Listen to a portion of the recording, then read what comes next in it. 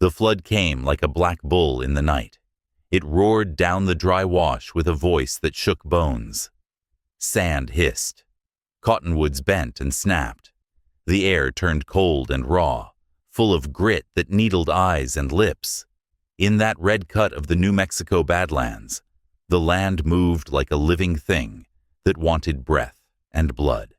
Silas Boone had both hands on Eliza Merritt's waist when the first wave hit the far bend.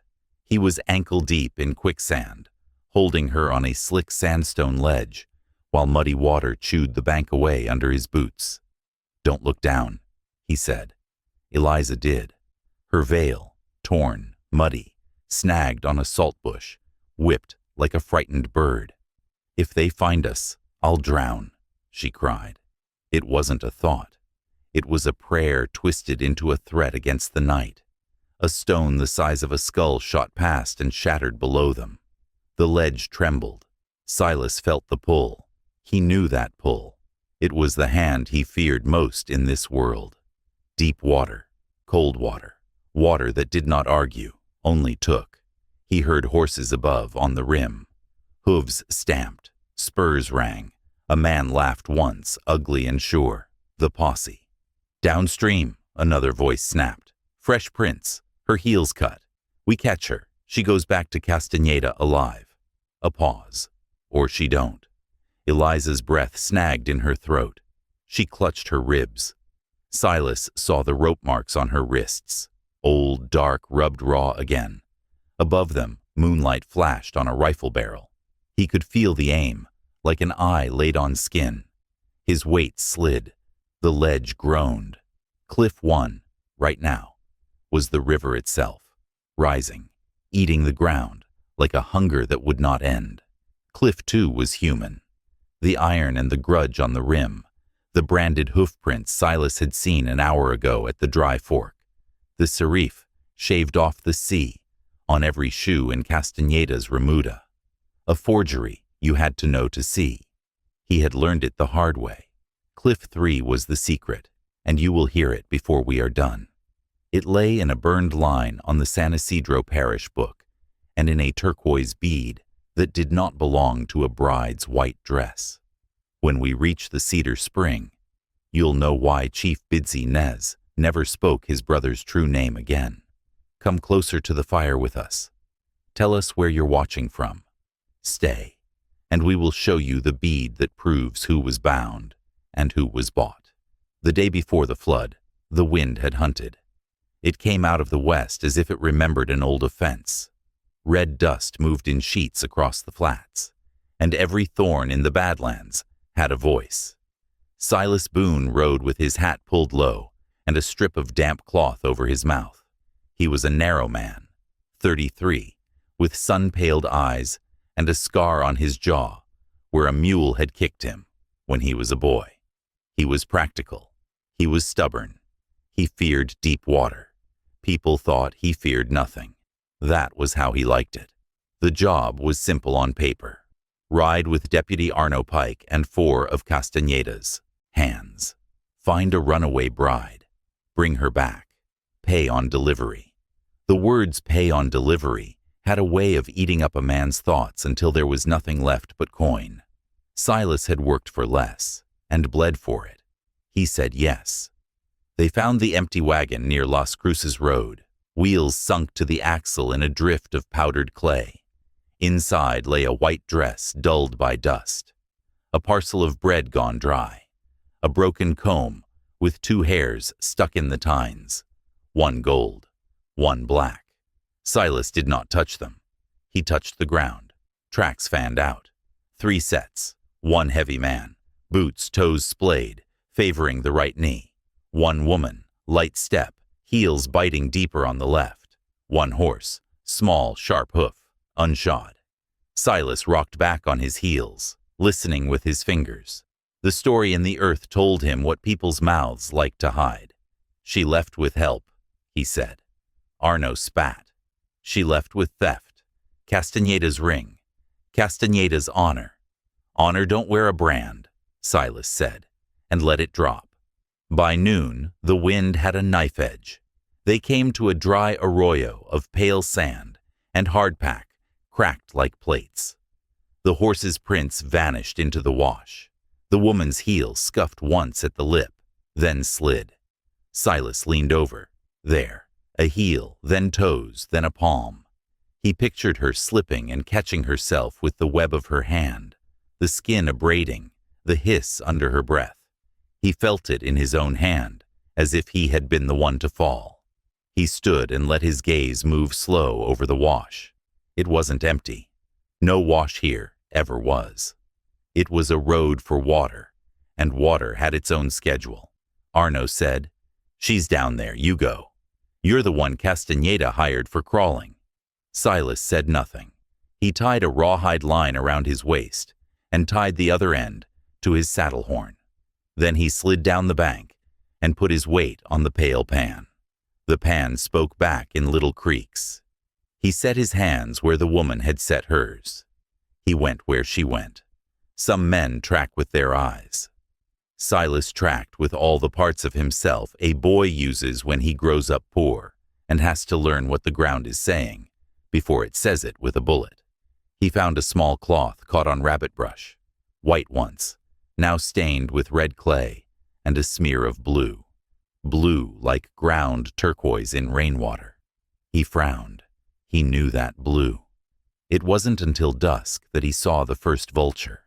It circled low over a sandstone shelf shaped like a sleeping dog. It had that slow, patient circle of something that knows the end of a story before the middle. "Hold up," Silas said. They held. They listened. The wind had turned. It blew a smell to them. Wet cedar, wet stone, wet sheep wool. It was wrong in a place that had not seen a cloud in 2 weeks. "Flash water," Silas said. Arno laughed. "Sky's clean." "Sky ain't the only place water comes from," Silas answered, and pointed to the far mesas where the air went pale and thick, a smear, like ash on the low edge of the world. He had seen it once before, as a boy. He still woke some nights with the sound in his ear, a long room filling. They went on despite him.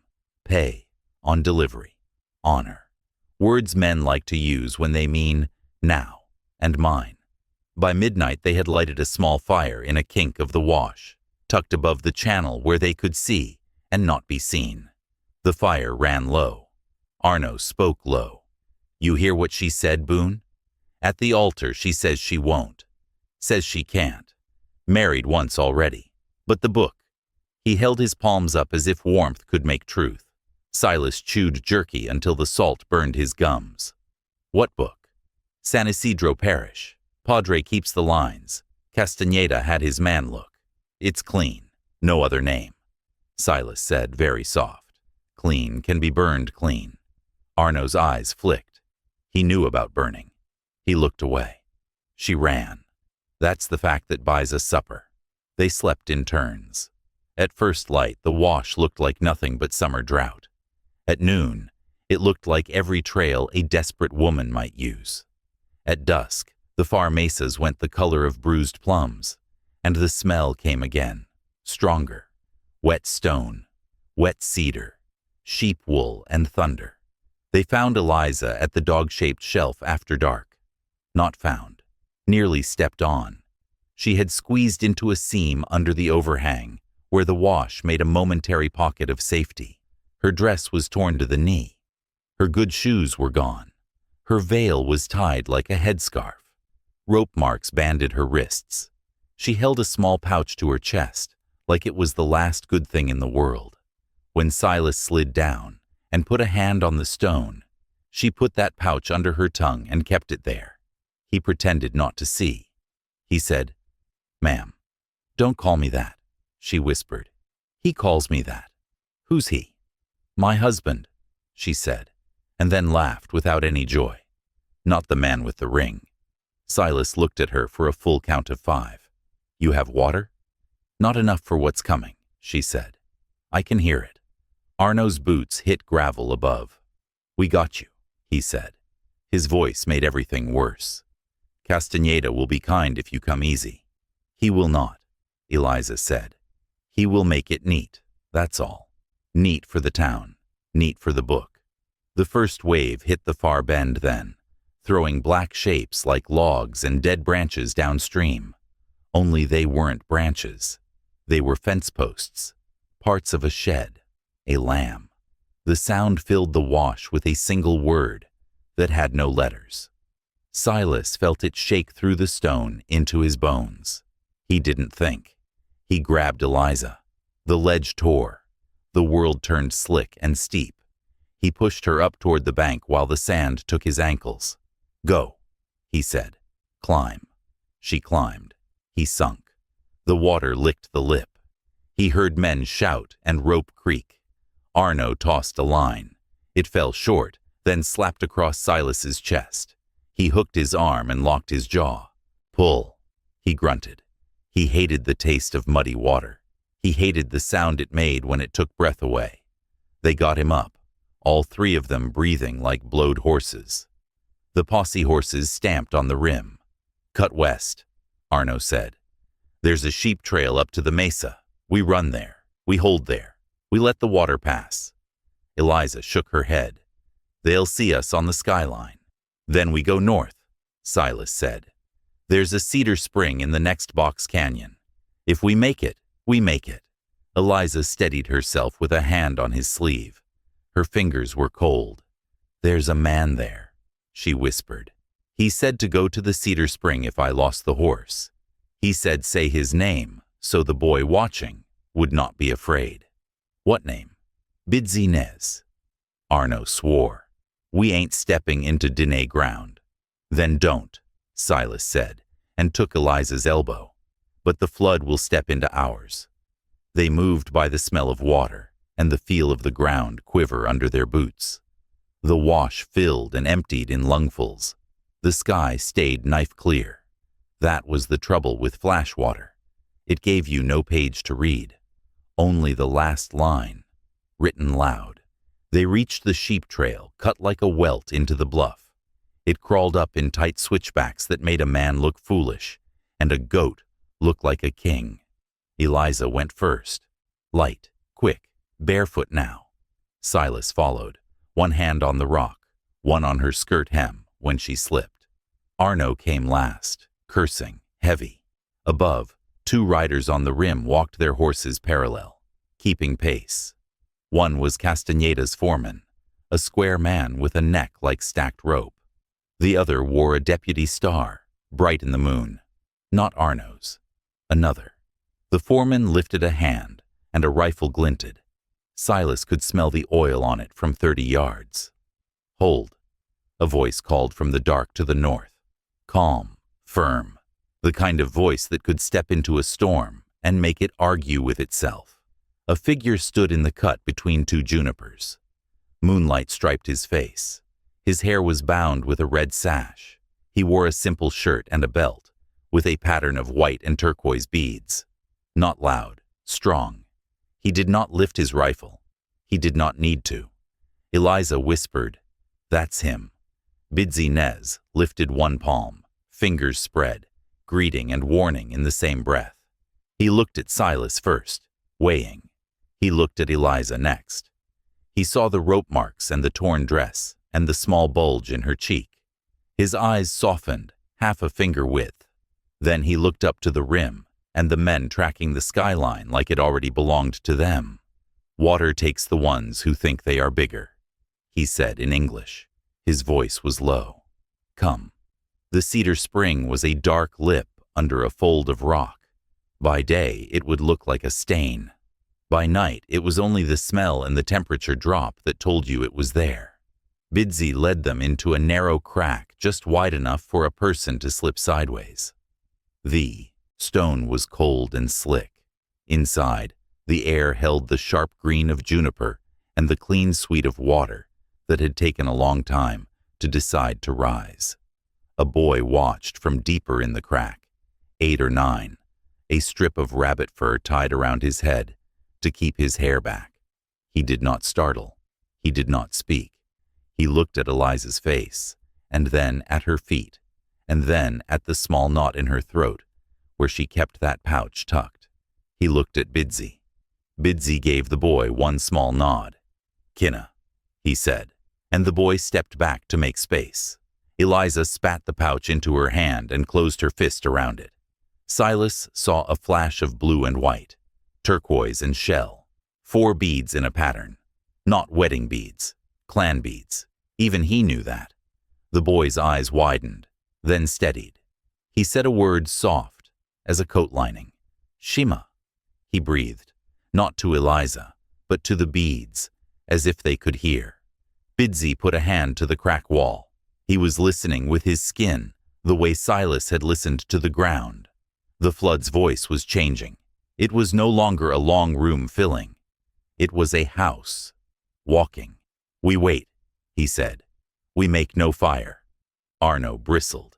"We got a lawful hold on that girl." He could not make his voice quiet.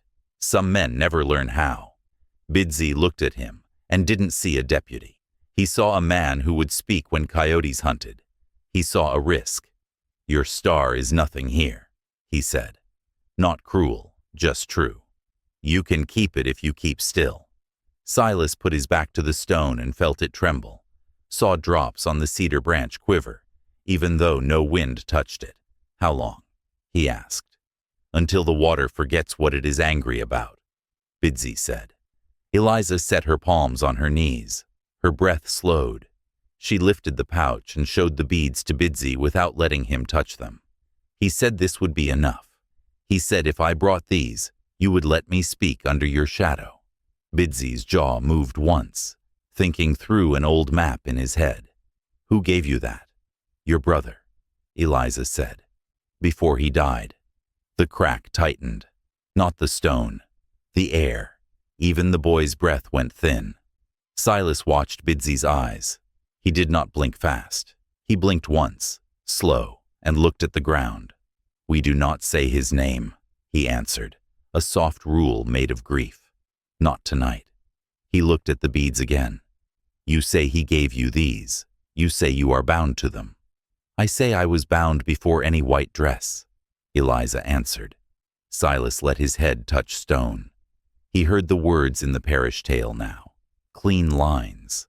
A blank where a line should have been and wasn't. He felt something else, too. The shape of leverage. The shape of debt. Men like Castaneda did their sums with ledgers and brands and rings, yes. But the worst sum was done in a book that pretended to keep God's games neat.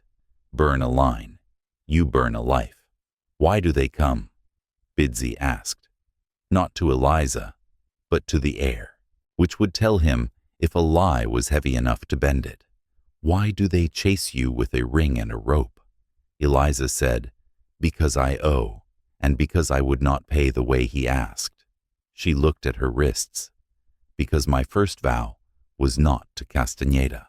She lifted her eyes and met his. "Because your brother asked me to carry something if he fell." "We do not say his name," Bidsy repeated, and it was a shield and a cut all at once. "What did he ask you to carry?" Eliza opened the pouch. Inside, 4 beads, 2 turquoise, 2 white shell, strung in a repeating pattern on a short length of horsehair. Each bead carried a hairline crack, like lightning caught in glass. On one turquoise bead, a maker's mark so small that Silas had to lean close to see, a line with a split tail like a forked river. The boy Kinna stared. His lips moved, shaping a word Silas did not know. He tucked his hands under his thighs to keep from reaching. Bidsy did not touch the beads. He saw what they were without his fingers. Clan. Mother's line. Proof. "You know what those mean," he said to Eliza. "I do," she said. "And who they call me to." Silas looked between them. He did not know the full shape yet. He knew enough to feel the hook of it under his ribs. He heard the flood grind a new log into bark dust outside. He heard a horse scream on the rim as the earth gave way under one hoof. Human sounds came with it.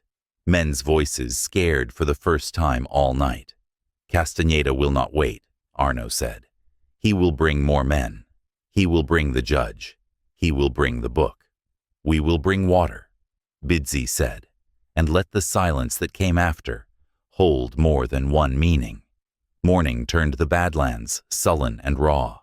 The flood left a rind of driftwood and sheep wool on the low bushes, as if the land had grown a new skin overnight and did not like how it fit.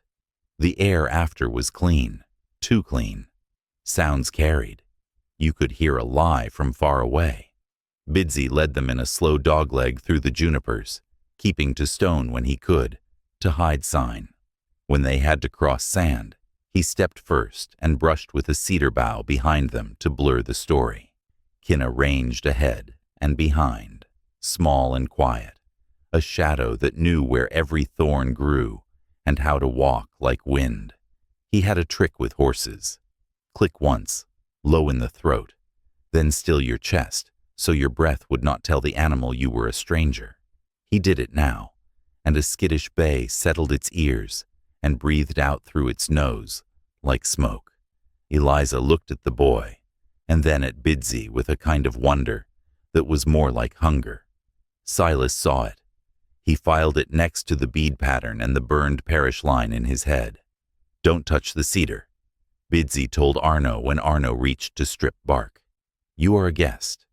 Arno bristled. Again. "We got laws." "We have rules," Bidsy said. Silas said, "Both keep people breathing if you use them." "Right." They stopped at midday in a fold where rock made a half bowl open to the north. The sun sat high and white, and flies came like a prayer you could not say no to. Bidsy emptied a small pouch into a strip of water that bled from the rock. The water clouded and then cleared. "Sumac root," he said. "The sheep drink first, the child next, then the woman, then you men." Arno looked like he would argue with the order of the world. Silas put a hand on his arm one time. "Drink last," he said. "We ain't the center today." Eliza drank third. She held the wet in her mouth a full count of 3 before she swallowed. When she looked up, tears made half moons under her eyes. "Thank you," she said to no one, and to everyone.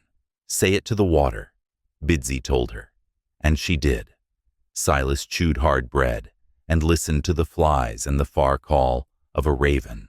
He turned the ring of his canteen with his thumb and looked at the men across the basin, the ones who had kept to the high ground and now made their way north to cut them off. He recognized one by the set of his shoulders.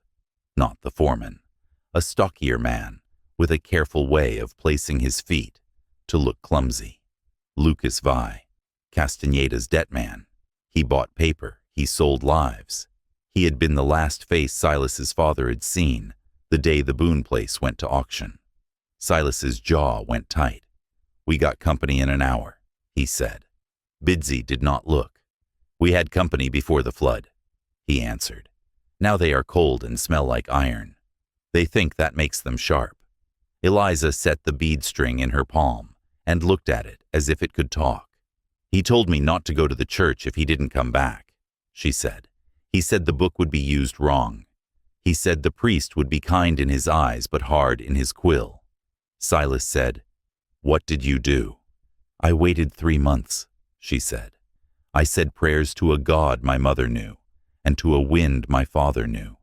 Then I went to the church because I was tired and lonely, and the priest smiled, and I wanted someone's hand to bless me even if it burned." She gave a short, disgusted laugh. "There was no line for my first vow. It was like I never stood there at all." She looked up. "So I ran." Arno squinted. "You expect a man to be bound to a ghost. You expect a town to believe a string of beads." Bidsy cut one glance at him. It would have silenced a river. "We do not say his name," he said. "But when a vow is said, the land hears. Your book can burn. The land remembers." Silas felt the taste of flood again at the back of his throat. He wiped his mouth with the back of his hand. He looked at Eliza and saw a girl with more fear than food, more will than sense, and a center that had not gone out even when the water tried to take it. He wondered what she had been before men made her into a debt. "Why did you come?" he asked Bidsy, not unkind. Bidsy worked a knot in the rawhide strap of his water bag with a sure, neat thumb. "A man with good eyes came to my sheep the day before yesterday," he said. He told Kinna he saw a woman run like a deer with a bullet in the muscle and her head turned to listen for water. He said the men behind her wore iron and a lie. He is from another band. He respects our ground. He asked if I would stand in the doorway of my own house or leave it open for wolves. Silas nodded. He knew that man. Every country had one. The one who told the truth without asking a price first. He could not recall his face. He remembered the weight of his words. Arno paced. He was a man who could not stay where he was. "We can cut east," he said. "Deadwood draw. Tie willow across the slope to hide our sign. They won't." A single shot cracked the air in half. It came from the north slope. Not close, not far. A warning, a call, or just the way men say, "I am here," when they think that will make someone bow. A second shot followed, closer, and chopped a piece of juniper off a limb. Kinna did not flinch. He put his palm on the boy horse's neck and breathed slow. The horse went still under his hand, head high, ears flicking like little flags in a wind of sound. Bidsy stood. "We do not run," he said. "We choose ground." He looked at Silas. "Do you know Quart Canyon?" Silas did. A crooked cut 2 miles west, with a choke point where a man had to turn his body sideways to pass. "Water comes late there," he said. "Shadow comes early. We go there," Bidsy said. "We show the men on the rim how small they are." They moved like shadows under the open sun. No talking now. No breath. They did not need. The boy Kinna led the way, then vanished to the side at little sounds. A stone displaced, a snake whisper, then came back as if he had always been in front. Eliza kept pace, because fear can make a body very light. Arno kept pace, because pride can too. Silas found his feet knew the path better than his head. He had walked this kind of choice before. There is a point where you do not walk the job you took. You walk the person you are.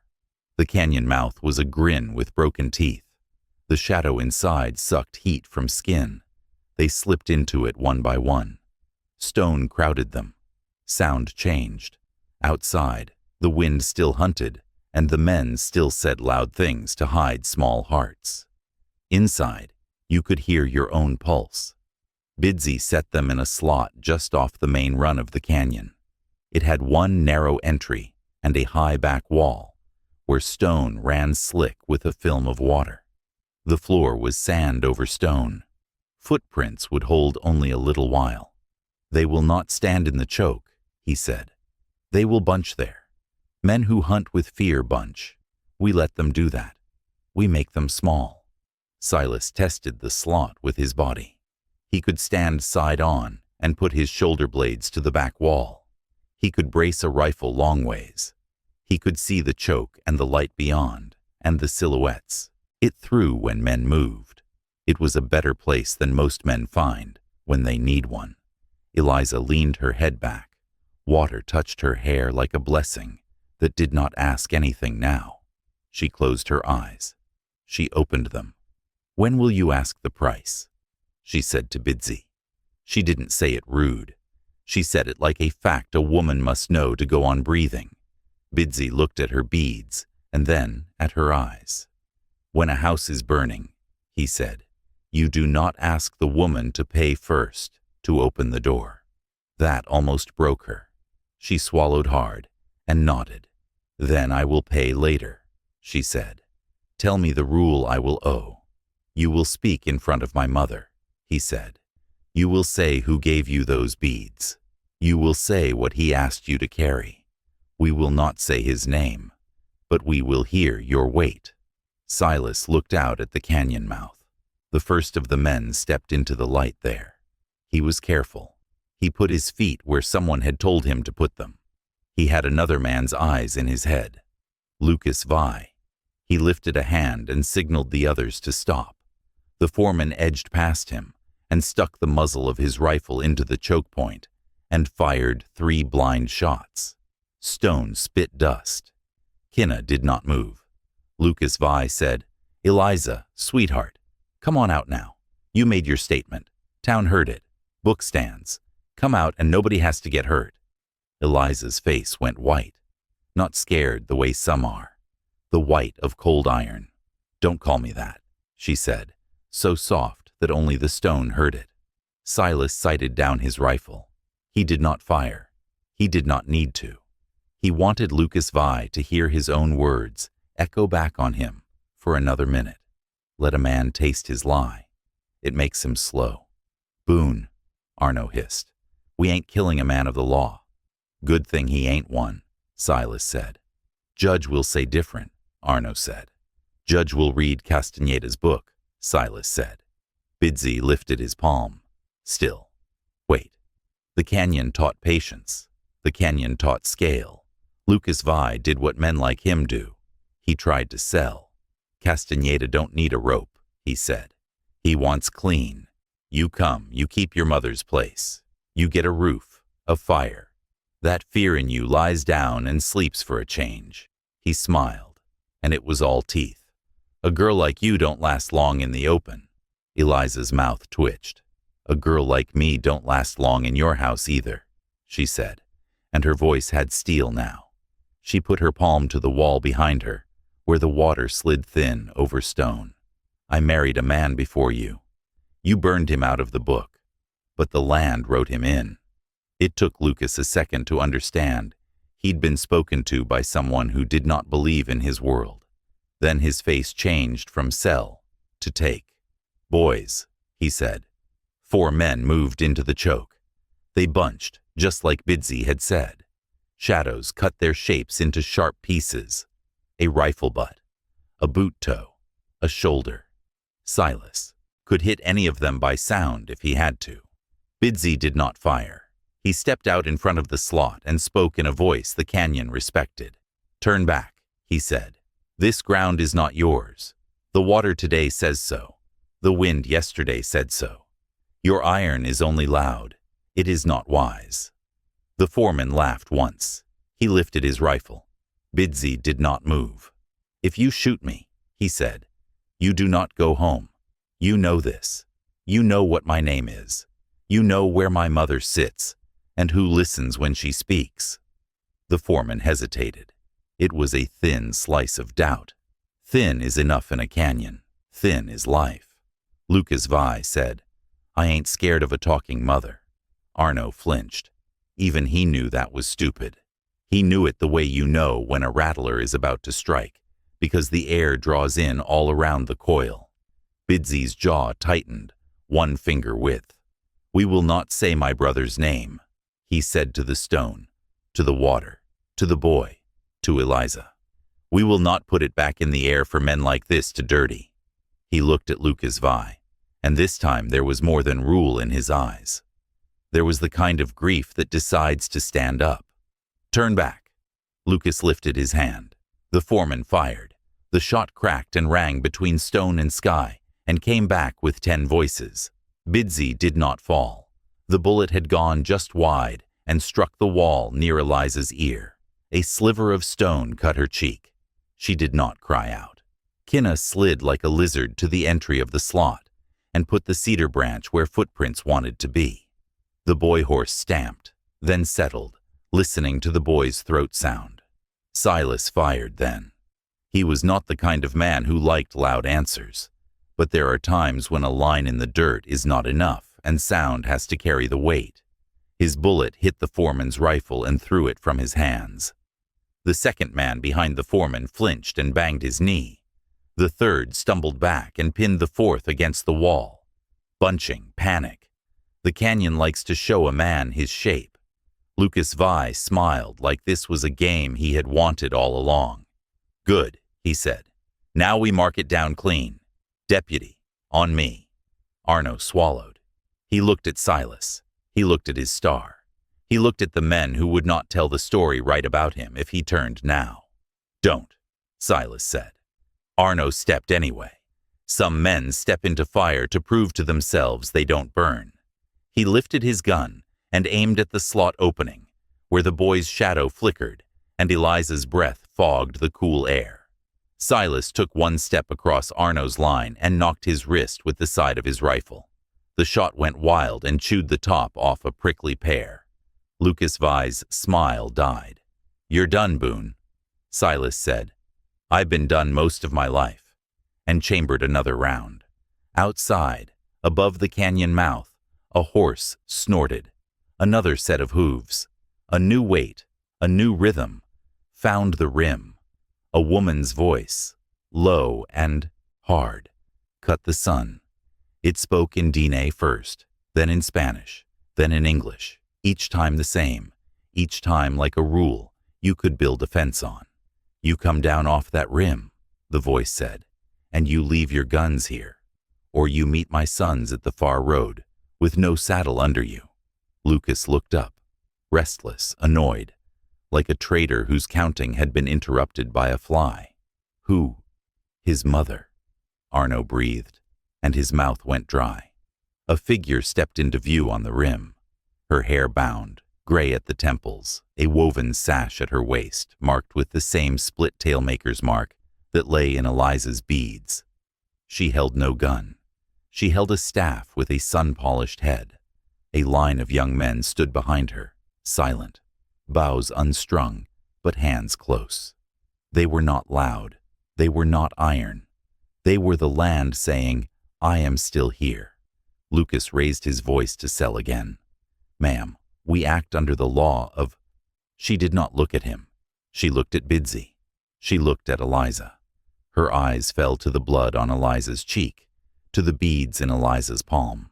The staff head touched stone twice, a small sound, final. "Bring her," she said to Bidsy. "We will hear this under my roof, and we will not say my son's name." Lucas Vi made his mistake then. He spat near the rim and said, "I don't take orders from a—" The canyon had had enough. A rock sheared from the rim under Lucas's horse's front hoof, and the animal lurched, scrambling. Lucas clutched at the horn and at his gun both at once, and lost both. He swore in a small voice. The horse made a quick decision for him and scrambled backward onto safer ground, sides heaving. The foreman had blood on his knuckles and fear in his eyes, where it had not been before. Men who sell lives do not like the math when the ground does the counting. Bidsy did not smile. "We leave now," he said to Silas. "You come. You will speak to my mother. You will say what you know of burned lines and shaved brands." He looked at Eliza. "And you will tell her what my brother asked you to carry." Eliza nodded. She had a little blood on her dress. She did not wipe it away. She tucked the beads back under her tongue and kept her hands free. "If they find us," she whispered again. A habit now, a ward against the thing she feared. "I'll drown." "You will not drown," Bidsy said. The vow he had made once before and failed, now said again with interest. "Not while you stand in my shadow." They moved out of the slot in a line. Boy, woman, man, man, like a small river that had decided its own bed. Silas glanced back, once, at Lucas Vi. Lucas met his eyes with that merchant calm, a ledger clacking behind them like teeth. He lifted 2 fingers to his brow in a mock salute, then turned his horse toward the north road, where judges sit and books pretend to be the sky. Silas felt the old anger in his chest and put it in his pocket. He had other work. He had water to hate, and people to keep breathing. They made the cedar spring again by late afternoon, and climbed the sheep trail by a route Silas would not have found alone. The rim gave them a view of the whole cut country. Ribs of land, thorn, the wash now sullen and low. The thin thread of a road where 2 riders moved at a canter toward San Isidro. News would run with them. News runs faster than horses when it is the kind that makes men feel big to repeat. At the top, Bidsy's mother waited in the shade of a wind-crooked pinon beside a house of stone and mud set against a low cliff. It was neat. No clutter, no junk. A line of dried squash hung from a beam. A saddle blanket lay folded with its fringe square. She was smaller up close than she had seemed on the rim. Her eyes were larger. They were not cruel. They were not soft. They were the sort that do not waste time. "You are the one," she said to Eliza in English, and then repeated it in Diné so the house could hear. "You have something that is mine to hear." Eliza unknotted the pouch and set the beads on her open palm. She did not step forward. She waited. The older woman stepped to her and looked down. The small maker's mark caught late light and flashed like a trapped fly. A breath went through the house that was not wind. "Come inside," she said. "We will speak where men on horses do not think to listen." Arno tugged his coat. "I can't go in," he said. "My badge." "Your badge can wait under a cedar," Bidsy said. Arno looked at Silas. He expected a joke, a lift of the mouth, something to soften the bruise of a pride that had taken too many bumps in one day. Silas gave him nothing. "Sit," he said. "I'll fetch you when it's your turn to be brave." Inside, the house was cool and smelled of cedar smoke and sheep fat and a sweet tea Silas did not know. The older woman set a bowl of blue corn mush on a low table and broke it with a wooden spoon. She placed the spoon so the handle pointed to Eliza first. Eliza took a bite. She closed her eyes, and for a second, Silas saw the girl she had been before the book burned her out. The older woman nodded, satisfied at some old rule kept. She ate second, then Bidsy, then Kinna. Only after did she motion Silas to the spoon. He ate, and the mush sat heavy and kind in his stomach. "Now," she said, and folded her hands. "Tell me what my son asked you to carry." Eliza spoke. She did not dress the words. She did not make them into a story that bent toward any man in the room. He said, "If he did not return from the treaty riders, I was to take these beads and show them to you. He said to keep them in my mouth if I had to. He said men would try to buy them with a ring and a book. He said not to let them." She swallowed hard. "He said I was married before God and the land, and that your house would know it, even if the priest forgot." The older woman's eyes did not change. Her breath did, just once, and the house breathed with her. "We do not say his name," she said carefully, so the rule would keep holding, even as it trembled. "But I heard him when he spoke that vow." She looked at Silas then, the first time she had put him under the full weight of her look. "What do you know, white man?" Silas told her about the parish book. He told her about Castaneda's shaved brand, the serif cut from the sea on every shoe, a mark a man could mistake for another when he wanted to claim more horses than he owned. He told her about Lucas Vi counting thresh in a barn while a farmer's wife packed plates into a box that would not close. He did not try to make himself brave in the telling. He told it like a map with no hero marked on it. She listened. When he finished, she lifted her chin at Kinna. The boy ran a finger along the beads, and then the maker's mark on the older woman's sash. "The same," he said, proud of seeing. "It's our river." "It is our river," she agreed, "and it does not change when men shave a letter to look like theirs." Eliza's shoulders dropped one finger width. Relief is small when danger is big. It comes in allowed inches, not miles.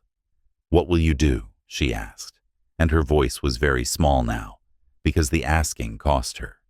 "We will do the thing men on horses forget can be done," the older woman said. "We will speak and be heard." She looked at Bidsy. "Send for my brother's sister's son. He sits with the agent when papers are shown. He will stand at my shoulder and watch the words, the way we all watch the sky now. He will say to the book what the land wrote already." Bidsy nodded. He rose to go. The older woman's gaze caught him by the sleeve. "And you," she said, softer, where the boy could not hear. "You will not fall into the water again, trying to carry two at once." No one breathed for a count. Then he said, just as soft, "Ow." Silas looked at the beads, at the sash, at the boy, at the spoon handle pointing like a compass. He felt the thing that had started when the flood first spoke to the stone. Something older and heavier than coin. Choice. They won't let this stand, he said. Lucas will talk the judge's ears off. The priest will say his pages don't lie. Castaneda will bring money and men who like to stand in rooms and be counted. The older woman smiled, a very small, very tired smile. Then we will count thunder, she said, and water, and the number of days a mother sits and does not cut her hair because she chooses to hold grief in place. We will bring an undertaker's tally too, if we must. She nodded at Silas's scar. You know where the dead are kept. Men like Lucas forget that ledgers do not burn as clean in a place that smells like camphor. Silas felt the road turn under his feet without moving. You want me to fetch a bill? I want you to fetch the truth, she said. If my son came home on a cart, before a book said he left to be married, then a man wrote that cart down. He wrote what he touched, wood, rope, weight. We will show that to a judge who has eyes still.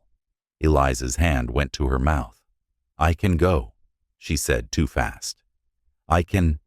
You will stay, the older woman said, and her voice had a chair in it and a blanket. My house is not a jail. It is a door, but not all doors open at once. Silas nodded. He would go. He would read a room that smelled like camphor and old rain, and find a scrap of paper that weighed more than a ring. He would stand in a place where men pretend death is neat, and ask for a smudge and a name they would not say. He would do that because deep water had looked at him last night and let him live. And a man owes for that, whether he believes in owing or not. Outside, the sun dropped. The Badlands took their evening breath. From the north road came a faint music. Bells, maybe, or glass. Prairie glass. Green shards lightning had made last summer when it struck the bluff. Boys sometimes strung it on twine to make a sound to scare coyotes. Tonight the sound came from men's hands, not boys. It came like a warning and like a dare. Arno pushed the door flap with his fingers. Boone, he said, you should see this. Silas stepped out. On the far rim, under a strip of red sky, Lucas Vi had lit lanterns and hung them on poles. They made a tidy line across the ridge, a pretend town where the law sat on the sky. A judge's wagon, black with gold letters, rolled into their line and came to a stop. Bidsy's mother set her staff on the step and tapped it once, twice. So, she said, they bring the book to the rim. We will bring the river to its ear. Eliza laced her fingers together until the knuckles went bloodless. If they find us, she began. You are in our shadow, Bidsy said, and looked at Silas. Find your paper, he told him, before their paper finds us. Silas looked once at the judge's wagon, at Lucas Vi's careful lanterns, at the thin line that wanted to look like the mouth of God. He spit dust from his teeth and tasted flood again, and fear, and a piece of something like gladness that had a sharp edge. I'll bring you a bill a man can't burn, he said. He slung his rifle. He checked his canteen. Kinna brought him a strip of dried meat without being asked, and looked very proud of knowing what a man needed without the man telling him. Silas ruffled the boy's hair, surprised at himself. He took 3 steps into the dusk and stopped.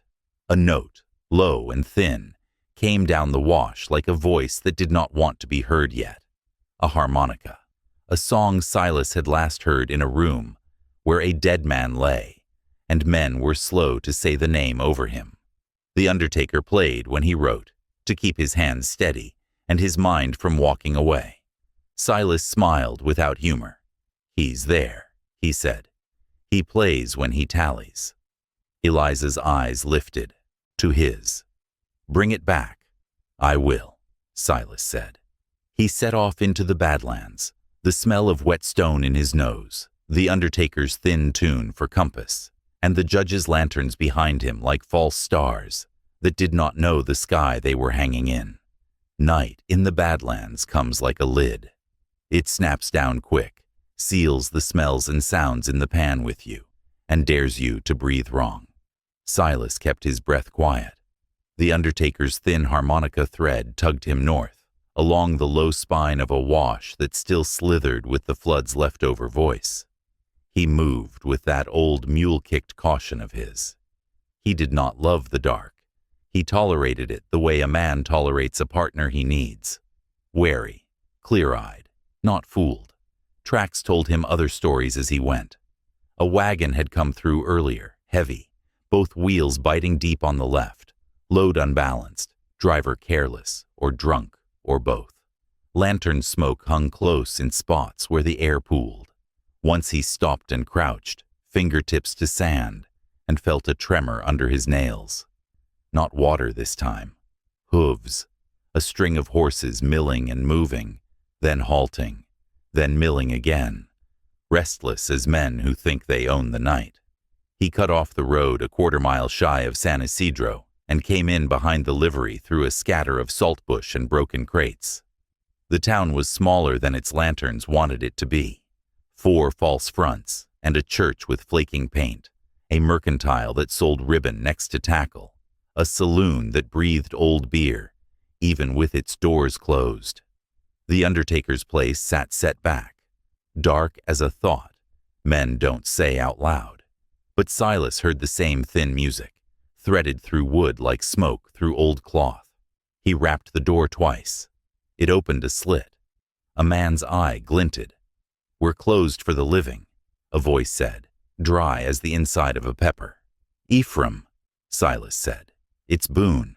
I need a line item." The door opened enough for a thin man with careful hands to slide through. Ephraim Cole was all angles and clean fingernails, his hair combed as if for a viewing. He held no weapon. Undertakers keep people honest by standing next to the last thing a man can't refuse. "Line item," he repeated. "You never bring flowers." "I bring coin," Silas said, and did. $2 on the barrelhead. "And I bring a law problem that needs truth you wrote down." Ephraim did not touch the money. He tilted his head and listened the way Bidsey had listened to stone. The harmonica lay on the table inside, as if it had been set down mid-note. "You hear the judge roll in," he said. "Men making offensive lanterns like that could keep the dark out. They're building a sky that suits them." He sighed. "Come."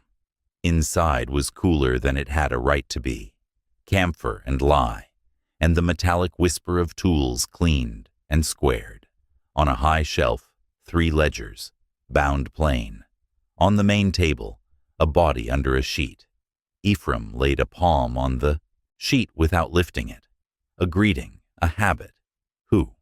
"Your book will say a name without saying it," Silas said. "Month of May last year. A Dene man. Brought quiet, no fuss. Cart before dawn. No line in the parish book for him after, though there ought to be one. I need the tally. Rope, weight, wood, cloth. And the mark you use when the man bringing him can't pay at once." Ephraim's eyes moved to the shelves. "You bring me a story," he said. "Just enough to make me want the rest. Someone will come behind you with a bigger story and a smaller purse." He took down a ledger and set it on a second table. He opened it with care. His hands did not shake. "I make my line neat because the living like their lies clean," he murmured. "But the dead don't care how I write them down. They care that I do." He turned pages. June, then back. May. He ran a finger along names and weights. He stopped. Silas did not lean. He waited, a dog at heel who knows a whistle is coming. "Date," Ephraim said. "May 7th, before sunup. 1 adult male, Dine, brought by Castaneda's foreman, and 1 deputy whose name I did not take, because he did not give it right." A thin smile. "If a man won't own his name, I don't spend ink on him." "Details," Silas said. Ephraim's finger tapped down the neat lines. "Cart hire, $1, pine box, $2, cloth, 75 cents. Rope cut from foreman's own coil. No charge.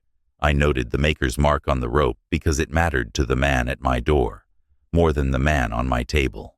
He glanced up. Brand on the coil end was shaved. The serif gone from the sea. Silas's jaw tightened. You wrote that. I write what's true, Ephraim said, even when truth has poor handwriting. He touched the margin. I wrote another line. The deceased wore a string of beads on a leather thong, turquoise and shell. 4 repeating. They were taken before I closed the lid. I noted them because I do not like men to go into the ground, less than they came to me. Silas let breath out slow. You saw who took them. I saw a hand, Ephraim said. Brown. A scar on the thumb shaped like a crooked question mark. Foreman's. I could not stop him without making trouble for the quiet man on my table. So I wrote it down and played my harmonica to keep from picking a fight with grief. Silas stared at the line. The tidy marks sat there like little soldiers, brave enough to stand against a train. Give me that page. I cannot, Ephraim said, almost gently. He laid his palm over the ledger. This stays with me. The dead trust me. I can copy it with my hand in front of you, and you can carry the copy. Or I can go with my ledger and stand where I must. But the book stays. Copy, Silas said. Then you and that book come to a house that sits north of the wash. You stand under a woman's roof and tell the truth with your mouth, too. Ephraim's mouth twitched. I expected you to ask for less, he said. The big men expected you to sell me for them. I did too, Silas said. Ephraim dipped his pen and began to write. His harmonica lay mute, but his breath made a ghost of a tune in his nose. He wrote with neat strokes and spoke each word as he put it down, like a man making a spell out of ink. May 7th, male, dine. Cart before sunup. Box, cloth, rope marked with shaved serif. Beads removed. Witness, Ephraim Cole. A fist hit the undertaker's door. Once, twice again. Silas slid to the shadow next to the shelf. Ephraim did not look up from his line until he finished the word, Cole. Then he set the pen down and moved as if to answer a parlor caller. He opened the door 2 inches and let the lamplight wash greasily across Lucas Vi's face. Evening, Lucas said, his smile back in place, his hat untouched by dust, as if the road to the judge's wagon had been paved with pride. We need your good offices at the Ridge. Judge wants an accounting before sun's out of the bed. He let his gaze slide past Ephraim and snag on Silas with false surprise. Boone, you always find the shadow of things. I prefer it to the shine of liars, Silas said. Lucas's smile thinned. The bride is to be returned, he said to Ephraim, as if Silas were a stain to be stepped around. Church says so. Judge says so. Law wants neat. We're making neat. Neat and true, Ephraim said. 2 different words. Lucas's eyes went cold. Neat and legal, he corrected, which is all a man in your line needs. I put men in boxes, Ephraim said. If I start taking my orders from the first wrong word that tips its hat, you can bury me next to them for cowardice. He shut the door a shade. Not enough to end the talk. Enough to correct the distance. What do you need, Mr. Vi? A signature, Lucas said. Your hand that a certain man was not brought in May last year. Or if he was, that no tokens were on him that might confuse a church matter. Ephraim did not glance at Silas. He let a silence widen between them until Lucas's smile had to hold too much and cracked at the corner. If you had a man come in May last year, Ephraim said softly, then you remember my hand. If you didn't, you don't need any paper from me. Lucas leaned on the jamb. You like your windows, Mr. Cole? You like your glass? He tisked. I've seen prairie glass that rings prettier than yours. Shame if a crow took a liking. You try my glass, Ephraim said, and for a heartbeat, Silas saw a clean, bright anger flash through the undertaker's neat demeanor. And I will stand on your neck, with the dead behind me. Law or no law. Lucas's smile came back, because he did not have a better tool. "Judge calls," he said, and turned.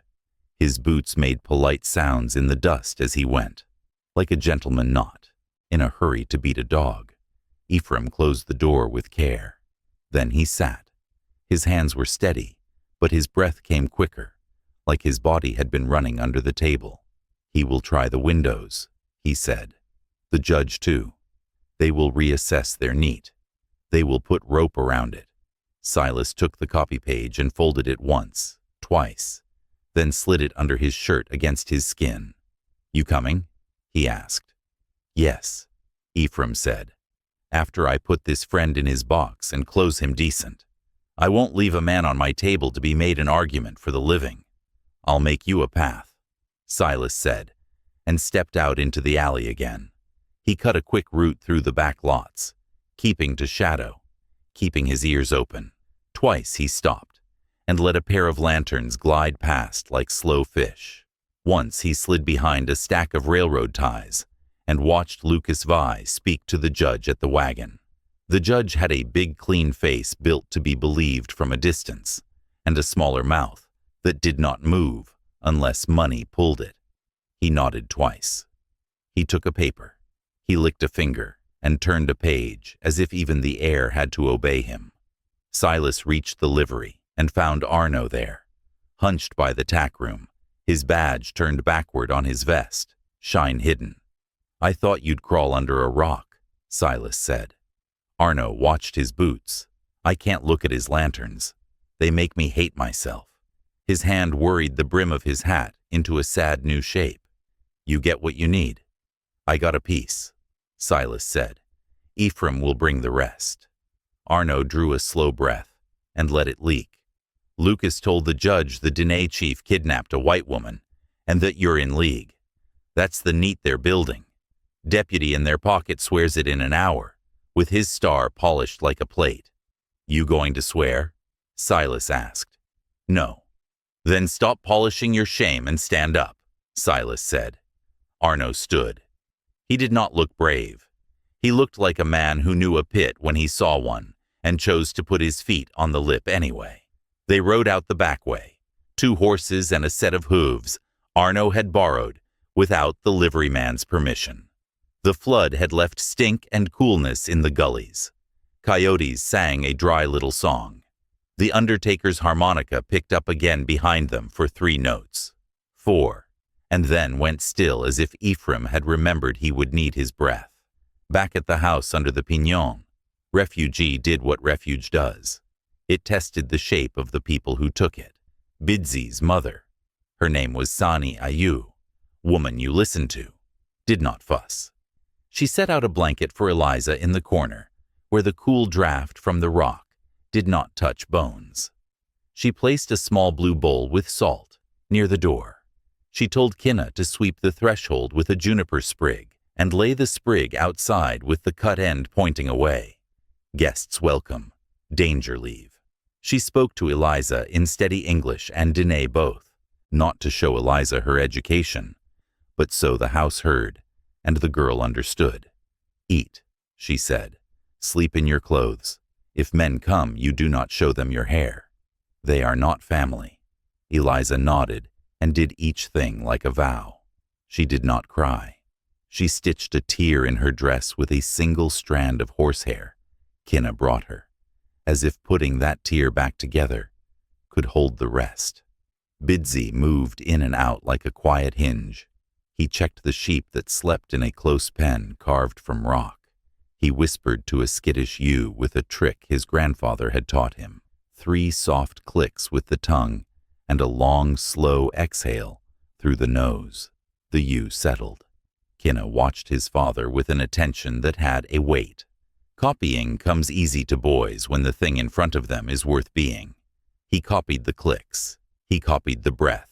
He copied the patience. "Your boy," Eliza said, keeping her voice low so the house would not mistake it for a claim. "He makes my fear smaller when he stands near me." Saeni Ayo set another bowl on the table. "He makes most things smaller," she said. "Noise, bad dreams, men's pride, if they listen." She glanced once at the blue bowl by the door. He also breaks cups. He is 9. Eliza's mouth twitched. It was the first shape that was not fear. I would have had one, she said. A boy. She stopped. She swallowed hard. I almost said his name. Saani Ayu's eyes softened. We do not say our loved ones' names when they walk ahead of us, she said. We keep their names warm in our hands and set them down when the wind stops looking for them. A beat. You did not make that wind blow. Eliza held the beads in her fist and pressed them against her ribs. I made other winds, she said. I went to a church that smiled and burned a line because it fit a man's idea of neat. I thought clean paper would be a path. It was a trap with a ribbon. Saani Ayau poured tea, wild mint, clean, simple. We will speak to the man who thinks he is a path, she said. We will tell him the land does not read that way. Eliza sipped. The tea steadied the shake inside her hands. He will not hear, she said. He will hear coin, like a bell. Then we will make another bell, Sayani Ayo said, and looked at Kina. Go. Find Tocha's mother. Tell her to come and bring the woman with the Spanish. Kina was gone before the sentence finished, feet silent on packed earth, shadows sliding along the wall like a fish in still water. Who? Eliza asked. Women who stand in 2 rooms at once, Sayani Ayo said. They will tell the judge what he hears at home when he is not wearing his wagon face. Eliza looked at her. You mean his wife? I mean all the women in the town who know what it costs when men make meat out of a person, Sani Ayo said. They can bring a basket to the judge's wagon if they like. Bread does not scare men, but a row of faces that are not afraid that makes a judge count again. Eliza pressed her lips together. I should be brave enough to stand in that row, she said. You should be alive long enough, Sayani Ayo said. Brave comes next. Bidzi stepped back in, wiped dust off his palm on his trousers, and nodded once to his mother. Riders on the rim, he said. Not ours. They keep their distance because they smell what we know. He glanced at Eliza. Boone will bring the paper. He will, Sayani Ayo said. He will because he hates water, and the paper keeps his feet on ground. He is that kind of man. Eliza smiled, a fragile thing with teeth. He is, she whispered. He pretends not to be kind, so it doesn't cost him. Kindness will collect either way, Sayani Ayo said. It is a patient debt. They set a watch at the doorway. Bidzi took the first. Eliza slept as far from the door as a guest should. Kina curled at her feet like a pup will if you let him. Arno sat under the juniper outside, badge tucked in his pocket now, left hand on his right wrist as if to keep it from doing something foolish. An hour before midnight, the wind changed. It came off the north rim with the smell of sweet cigar and tin polish. Lantern light walked across the far ridge again, and a voice carried, careful and big. People of San Isidro, the judge called, as if the whole town had come to stand under his lantern fence. By the authority invested in me by the territory, I call a hearing at first light. Sani Ayo made a sound in her throat that was not quite a laugh. He invites the river to tea, she said. We will bring cups. Silas and Arno came up the sheep trail a little before dawn, with the copy under Silas's shirt, and the undertaker 100 yards behind them, leading his own thin horse with one hand and the ledger in the other, tucked into a satchel like a sleeping child. Ephraim's face was the kind of calm a man earns by washing the same tools after the same hard work for 20 years. Fear batters at it and loses interest.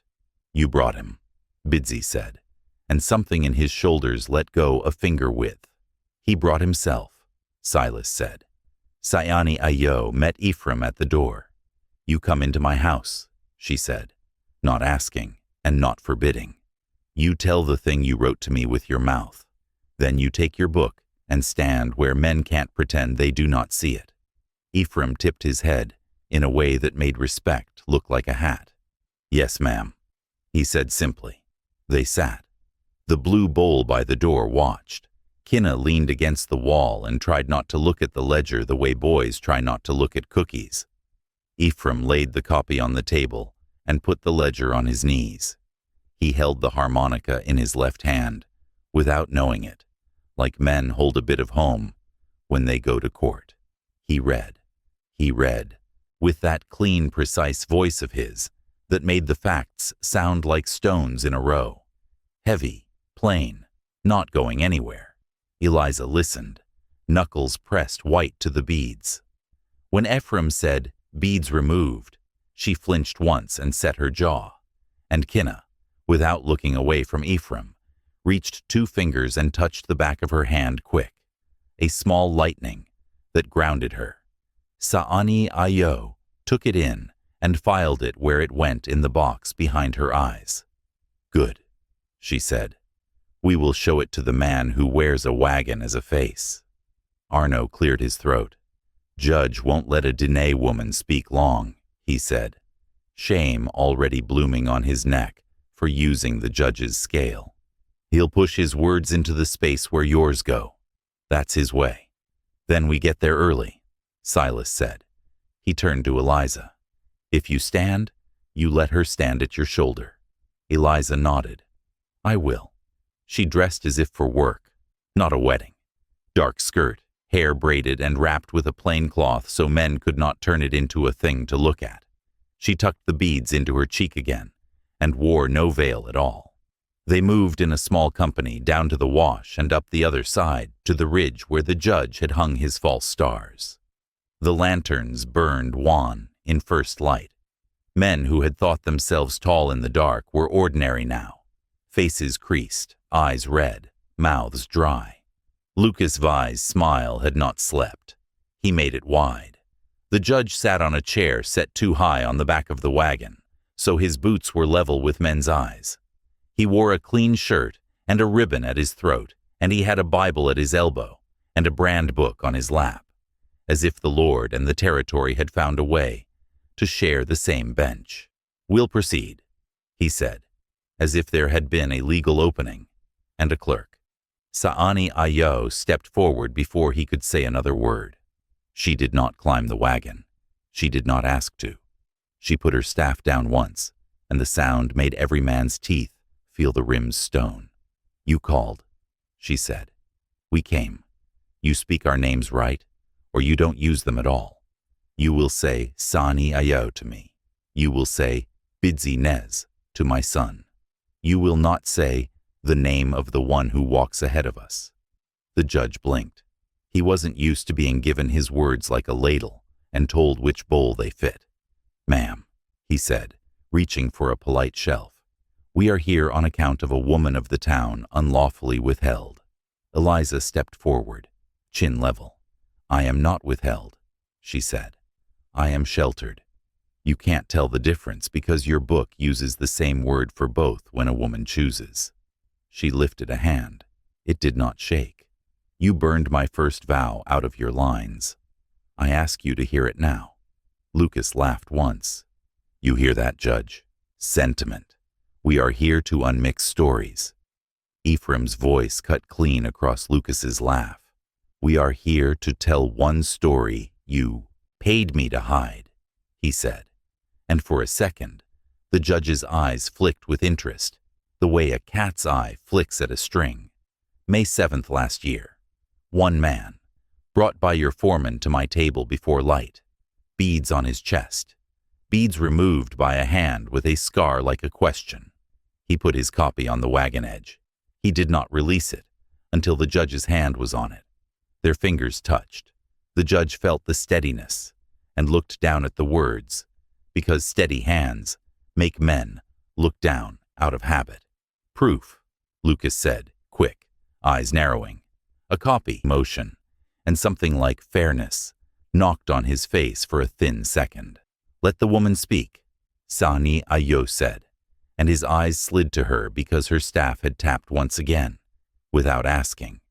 Eliza told it. She told it plain. No embroidery. "I stood in the wind with a man whose name I won't say, and we spoke vows to each other in front of the land, and the God it hears behind men's words. I wore his beads. He went to ride with treaty men, and did not come back.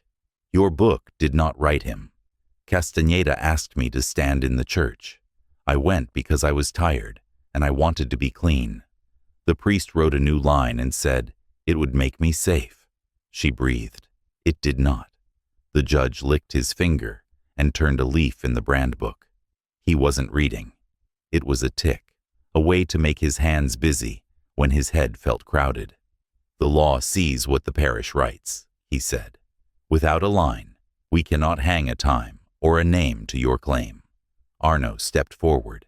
His voice was hoarse and honest. The law sees what it is shown, he said. It saw Castaneda's brand, because Castaneda shaved it where a man wouldn't look close. It saw my star, because I wear it on a vest a rich man bought for me once. It saw a bride, because she was poor and tired under a veil. You can't tell me you don't know this, Judge. You've sat on that wagon long enough to learn your own tricks. A ripple went through the men, uneasy, half ashamed, half amused that shame had chosen the rim to arrive. The judge's mouth thinned. "Deputy," he said, letting warning scrape the man's name. "Not today," Arno said, and put his badge on the wagon edge next to Ephraim's copy, like a coin tossed into a pot a man might never see again.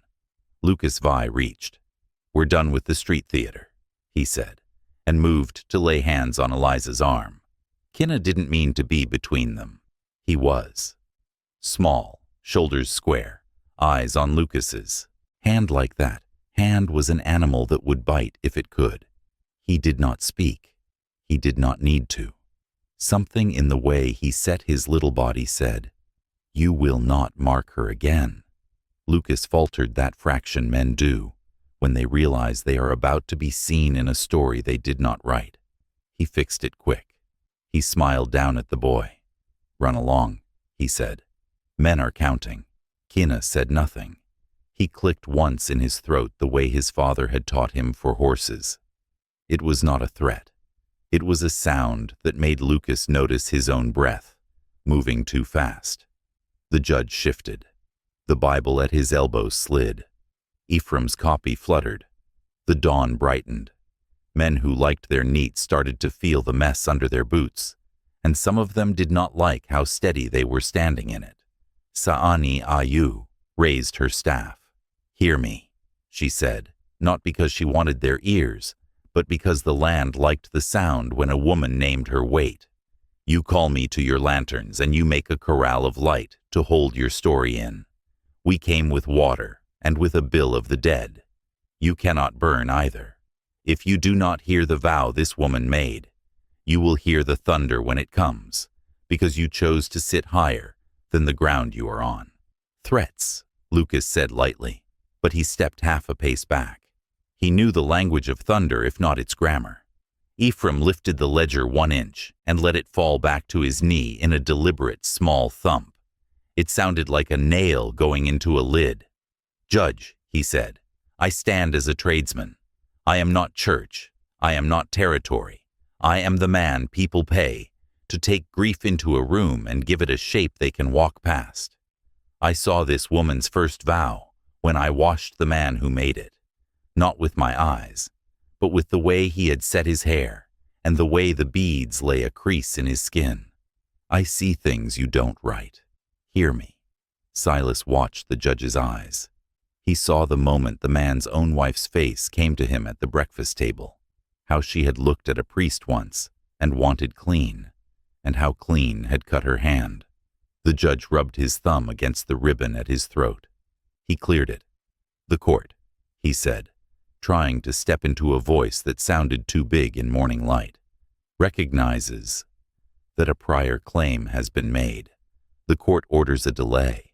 The court will hear testimony from the undertaker, and—" his eyes slid to Sayani Ayo, because he had no rule for this, "from the mother who holds the house where the woman took shelter." Lucas Vi stared. "You can't—" "Be quiet," the judge said, and for a heartbeat he actually looked like a judge. A sound came from the south rim. Hooves. Not many. One. Quick. Then a second set. Iron ringing. A rider came hard into the light. Dust boiling behind. He pulled up short enough to set gravel spraying. He wore a coat with a federal agent's badge pinned inside the lapel instead of outside, the way men do, when they prefer doors to open because of words, not metal. He swung down and drew breath. "Apologies," he said, breathless and careful. "My name is Edwin Seaver, sub-agent out of the Mesilla office. I was sent to witness a matter concerning a Diné family and a contract dispute." His eyes scanned the faces. They took more interest at Sayani Ayu's staff than at the judge's ribbon. "If there is to be a hearing, I am to stand in it." Lucas Vi's face did a private thing in public. It smiled, then forgot how. The judge looked relieved for the wrong reason, relieved to have a bigger shelf to set the decision on. Sayani Ayu tapped her staff once. "You stand," she said. "You listen. You make a note about a brother whose name we don't say, and the way men shaved a letter to steal horses." Agent Seaver's mouth opened, then shut. He nodded. "I will listen," he said, "and I will note." Silas felt a thing like hope. He did not trust push against his ribs. He did not let it out. He looked at the road behind Seaver. He looked at the dust. He saw another rider, fast, bent low, whip flicking, mouth open in a smile, fit for a man who likes to arrive after the hard work is done and take the credit for sweat he did not make. Castaneda. The rancher came, wearing money and a grin. He tipped his hat at the judge like he'd thrown a coin to a child. He looked at Eliza as if he were looking at a piece of furniture he planned to move into a room he'd already imagined himself in. "Sweet girl," he said, soft enough to be indecent. "Come down. We're all men of reason here." Eliza had the beads under her tongue. She tasted horsehair, salt, old love. She let her face show nothing. "No," she said. "I am not a thing you lost. I am a vow you couldn't buy." Castaneda's smile thinned. He turned to Agent Seaver, decide-fast calculation in his eyes. "You sitting on this?" he asked. "Or you going to let a town tear itself up over a girl's mistake?" Seaver said, "I'm sitting." Lucas Vi rallied. "Then we adjourn until noon," he said, taking back the stage with a salesman's aplomb. "Hearing at the church, papers to be shown, witnesses to be called. The lady will be placed in protective custody until then." "Protective custody," Sayani Ayo repeated, each syllable a stone, dropping into a pond. "In your bookhouse." She shook her head once. "She stays under my roof until you say a thing that means something." Castaneda's hand twitched toward Eliza's arm. He stopped when Bidsy's shadow moved. It did not take much. The son did not lift his rifle. He lifted his palm. A line showed down his forearm where a scar had healed long ago. It said, "I have been cut and am still standing. Choose." The judge did a small mercy then. Maybe he was thinking of breakfast tables and clean that cut. Maybe he was counting thunder without meaning to. He raised his hand. "The woman stays," he said. 9 o'clock, church. We will hear it, and we will write it. "Write it right," Sayani Ayo said. He didn't answer that. They went back to the house, not triumphant. No song fits into a chest during a truce, but with the kind of quiet that comes from making a crack in a wall. Kinna ran ahead and swept the threshold again, because even a 9-year-old knows you do not bring other people's words into your eating room without cleaning your feet. Inside, silence spread and settled. Eliza stood by the cool rock and breathed like a bellows. "I have an hour," she said, "to think of not drowning. You will stand," Sayani Ayo said. "You will show your mouth with no bite marks." She looked at Silas. "You will sit where the men who cut paper can see you with the undertaker. You will not let their eyes slide off your page." "I can do that," Silas said. He felt like a post hammered into hardpan, holding a thin wire that kept two bulls from learning something ruinous about themselves. Agent Seaver stayed at the door, his eyes catalogued: the blue bowl, the neat blanket, the boy's careful braid, the staff. He repinned his badge outside his lapel. It caught the morning a thin, honest way. "I appreciate you letting me in," he said, sounding like a man who'd practiced that line and meant it anyway. "You appreciate it," Sayani Ayo said, "by hearing even when it costs you later." He nodded. "I will carry this to Mesilla if I have to," he said. "Paper, words, names I won't write where they don't belong." He stepped aside, then because Kina came to the door to look out, and a boy's right to see his own yard is older than any badge. Eliza sat for a minute, and then stood again, because fear makes sitting feel like drowning too. She smoothed her skirt, and then stopped smoothing, because the fabric was tired of being tamed. She wrapped her braid twice, hid the loose hair under cloth, and took the bead string from her mouth to look at it one more time. The maker's mark flashed and went quiet. "When I speak," she said to it softly, "don't let my voice run away." It did not answer. It did not have to. She tucked it back behind her teeth and straightened. Saani Ayo touched her shoulder once, a weight and a permission. "If men stare, let them stare at the space next to you," she said. "You are not a room they are invited to walk around in." "Ya'ateh," Bidzi said, plain greeting, plain blessing, as if he were meeting her the first time on a morning when nothing bad had happened yet. She tried to smile and did not quite get there. "Oh," she whispered back. They stepped into the light together. The church smelled like dust and polished wood and a varnish that tried to cover the sour of old arguments. The priest, young, earnest, with a mouth that had practiced saying, "My child," stood at the rail, with the parish book open, clean on, the page where Eliza's second vow had been written in a careful hand. There was no line where the first vow would have been. That empty was loud. The judge took his place at a small table borrowed from the school, his ribbon neat again. Agent Seaver stood off to the side, pen and a thin federal ledger in his hand, the kind government men carry that look like they can hold a country if you write small. Lucas Vi stationed himself exactly where a man enters a room and becomes the center without being asked, between the first pews and the aisle, smile loaded, hands open. Ephraim set his ledger on a side table by the font. He did not sit. He did not fuss. He set a paperweight on the page, one of those glass domes with a dead fly trapped inside from a summer ago, bought at the mercantile by someone's wife who thought it pretty. The fly looked like a fossil of a lie.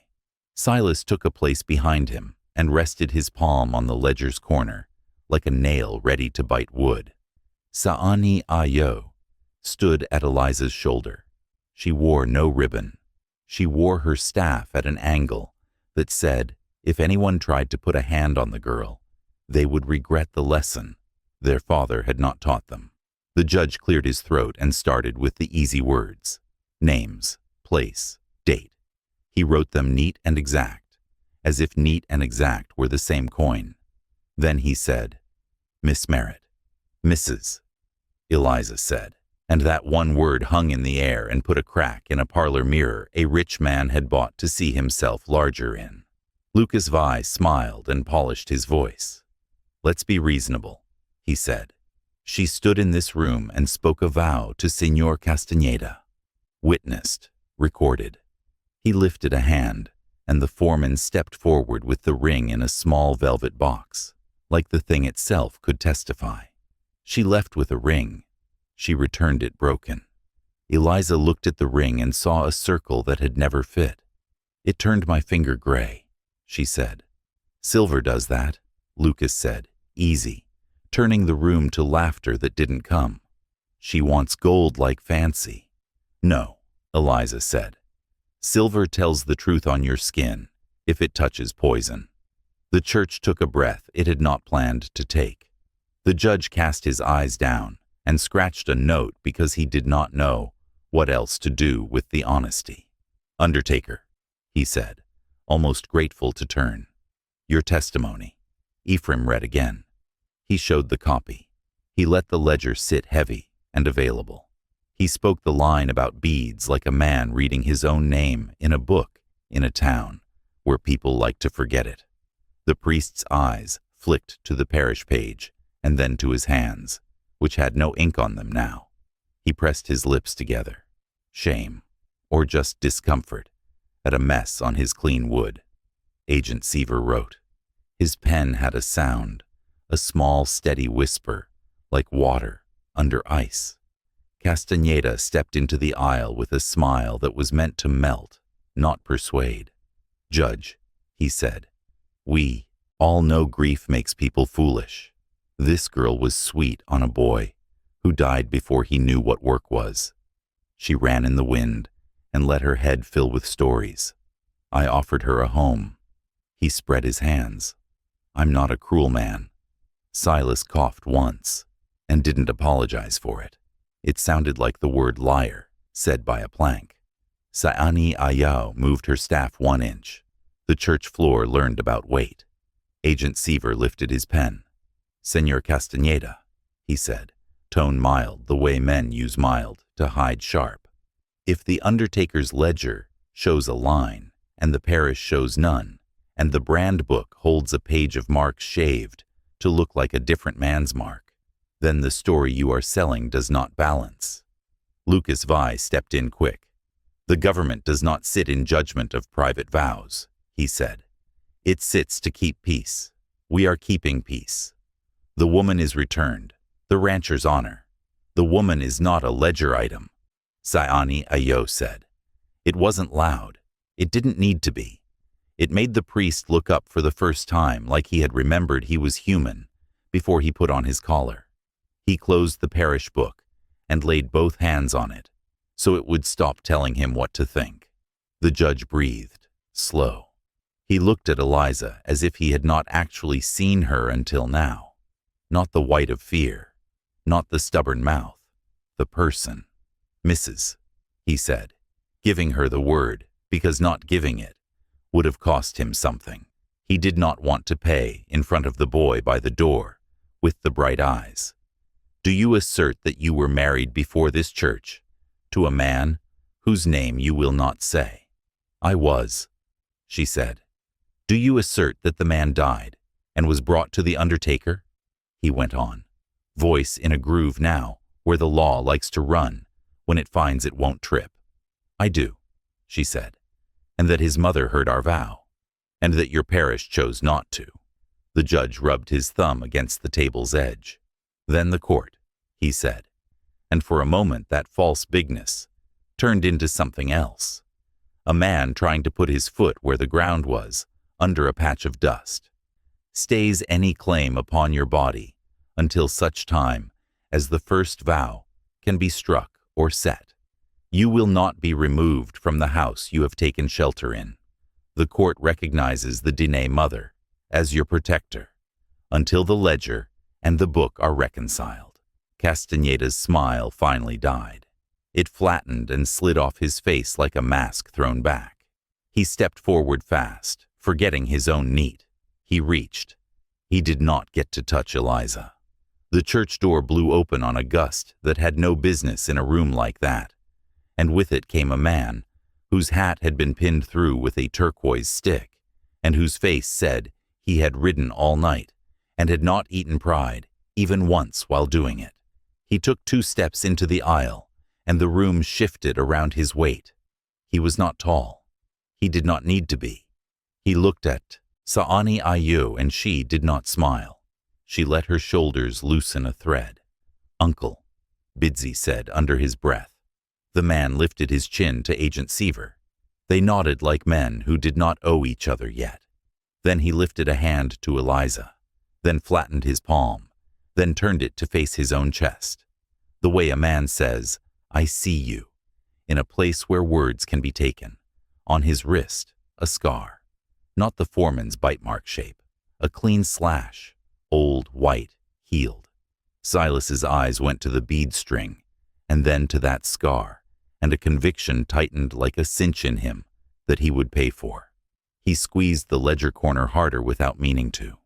The man put his hand to his chest again and took a breath, like it hurt him, and mended him both. He looked at the judge. "My name is Nez," he said. He did not put the first part of it into the air. His eyes flicked to Sayani Ayo, and she inclined her head once, permission given and kept at the same time. "I speak for my sister's house. The woman stands with us. The vow she said is heard." He moved his gaze to Castaneda then, and let it rest there like a stone on a snake. "You cut letters, you burned lines, you will stop." Lucas Vi tested the air, found it too thick for sails, and turned instead to a thing he trusted: paper. "Judge," he said quickly, "we'll move to secure custody. This is out of hand." The judge raised his palm and for the second time looked like the man he had signed up to be, before he learned tricks from men like Lucas. "The court has ruled," he said.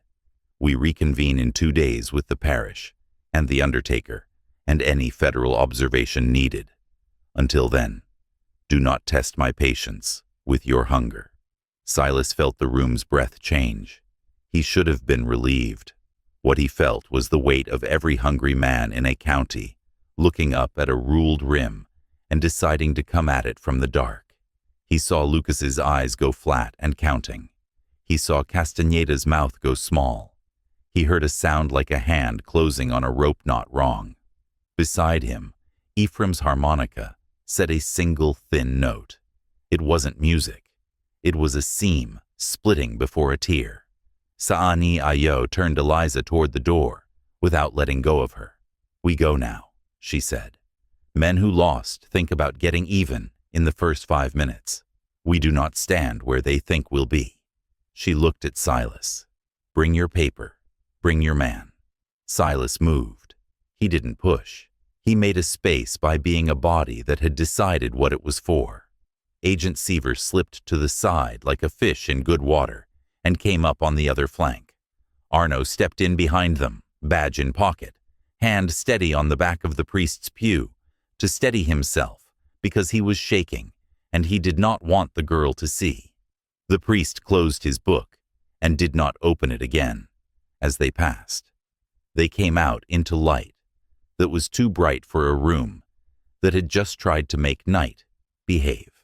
The wind carried that bell glass clink from the ridge again.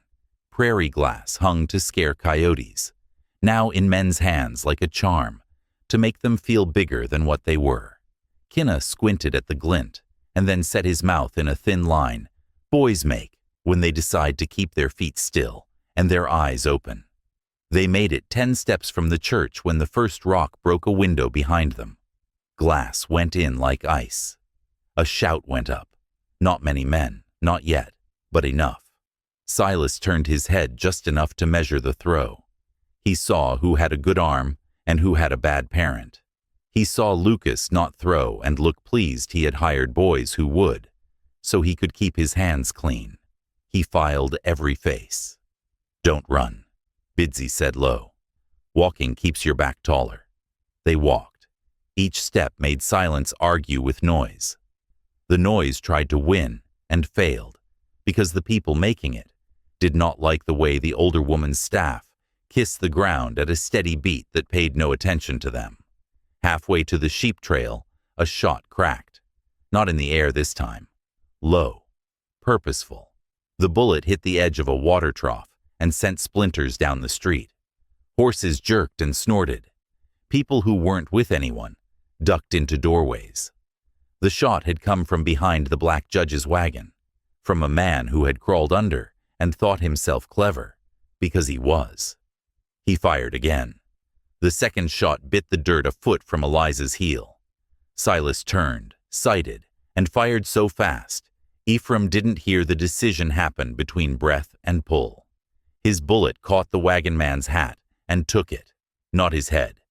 The man scrambled sideways, still under the wagon, and came up aiming meaner. Agent Seaver's pen vanished. His small pistol appeared like it had been a pen all along. He fired once into the axle. The shot rang metal and sent a hurt note up the wagon's bones that made the man under it recoil. "Deputy," Seaver said to Arno without looking. "Call your men." Arno's jaw worked. "They're not my men," he said. Then he turned and bellowed with a voice men recognize in their spine. Old, farm boy, fence line command. "Stand down. Judge's order." For a second, even the men who hated him most obeyed the muscle memory of that sound. It gave them 5 steps. They reached the start of the sheep trail. The world narrowed. The shot from under the wagon didn't come again. Another sound did. Hooves, close, hard. Lucas Vi saw his middle closing and decided to tear the edges. He spurred. He came down the short slope at an angle meant to cut them off, not to kill. He wanted the woman in a coil of his arm, so he could call it rescue later. Kinna didn't move. He couldn't. But the boy horse had learned his throat click. The animal jerked into the path without a man on him. He cut Lucas's bay exactly where Lucas did not expect a body to be, and made that bay change his mind in a hurry. Lucas's boot scraped a rock. His spur caught. He pitched forward and caught himself on his hands like a man begging, and the image burned itself into the town's eyes, even if they didn't know they would keep it. Sayani Ayu did not look. She pushed Eliza with a palm between the shoulders. "Up," she said. "Now." They climbed. The trail bit. The rock burned through thin soles. Eliza climbed like a woman who knows drowning can happen on dry land too. Silas took the rear. He watched the bottom. He watched the rim. He watched the edges like the land itself might decide it was done being a floor. Halfway up, a rope sang. It came out of the air like a snake. It bit Eliza's arm and jerked. She lost a step. The beads slipped from the crease of her gum and clicked against her teeth. She didn't scream. She set her heel and leaned into the pain. Silas turned and shot the rope above the knot. It was a long shot for a tired man on a narrow path, and he took it anyway. The rope blew in two, ends whipping like angry worms. The man holding it, Foreman, stumbled and sat down hard, both hands open in surprise, as if the rope had been the thing keeping him upright for years, and he had only learned that now. They reached the top. Breath turned cold. The wind smelled like juniper and new trouble. On the far rim, lanterns died one by one, out of oil or nerve. Lucas Vi stood in the street below, hatless now, hair neat even when God had tried to make it not. He put his hands to his mouth and called, bright as a breakfast bell. "Boone, we'll finish this neat. Noon tomorrow. Come sign with me and I'll shave you a letter of your own." Silas stared down at him and felt something very old rise up from a place in his chest where boys keep knives. "I already have a letter," he said. "It's a river. You can't cut it." Lucas didn't hear. Men like him never hear the thing that saves them. They turned toward the house of stone and shadow. Ephraim walked with the ledger under his arm and the harmonica in his hand. Agent Seaver kept pace, jaw set, eyes measuring what a pen could do against men with shaved brands and neat lies. Arno rubbed his wrist where Silas had knocked his shot wide and did not care that it would bruise. It felt like a mark of being turned the right way for once. At the door, Sayani Ayu paused. She looked back toward town, and then toward the west, where the sky was the gray of old iron. She lifted her staff and set it down, with care, on the threshold. "There will be a price," she said to the room, to the land, to the boy, to the woman, to the men, to herself. "We pick it, not them." A vulture circled low, impatient as a creditor. The wind carried a hint of rain that did not yet exist. Eliza swallowed and felt the beads sit heavy and sure. Silas slid the copy from under his shirt and laid it on the table next to a small bundle of dried sumac. He looked at Bidzi. He looked at the scar down his arm and the way his shadow had moved when Castañeda's hand twitched. He looked at the older woman's face and the way she had not looked away even once. "We need to move them," Silas said.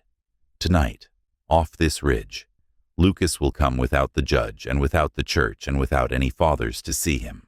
He'll bring men who don't use their mouths." Saani Ayao nodded. "Where? Court Canyon again won't hold twice," Silas said. "He'll be smart to that. There's a lava bench east, black rock with cracks like a map. Wind there tears words apart. If we sit them wrong, we won't hear each other.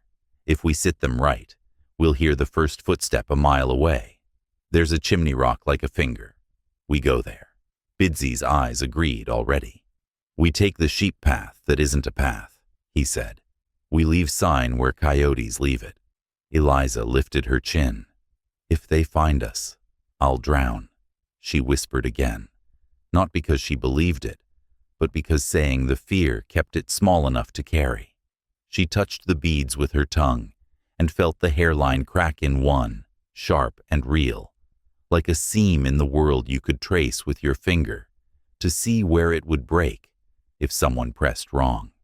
"Not while I stand," Bidzi said, and the promise had new iron in it now, forged in the church with everyone watching.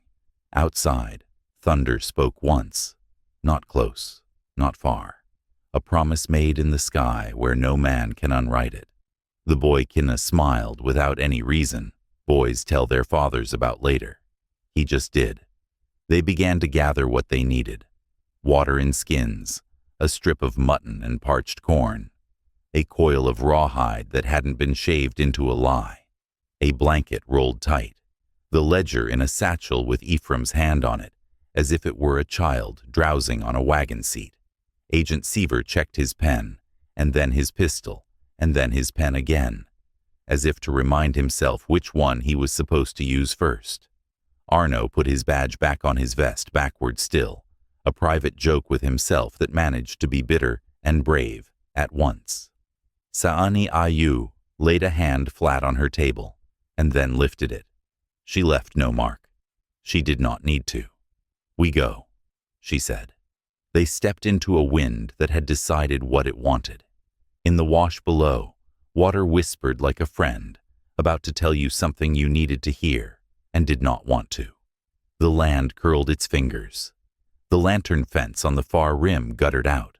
From the ridge above the church, a single lantern flared where it should not have, and a shot came that did not aim for warning or wheels or rope.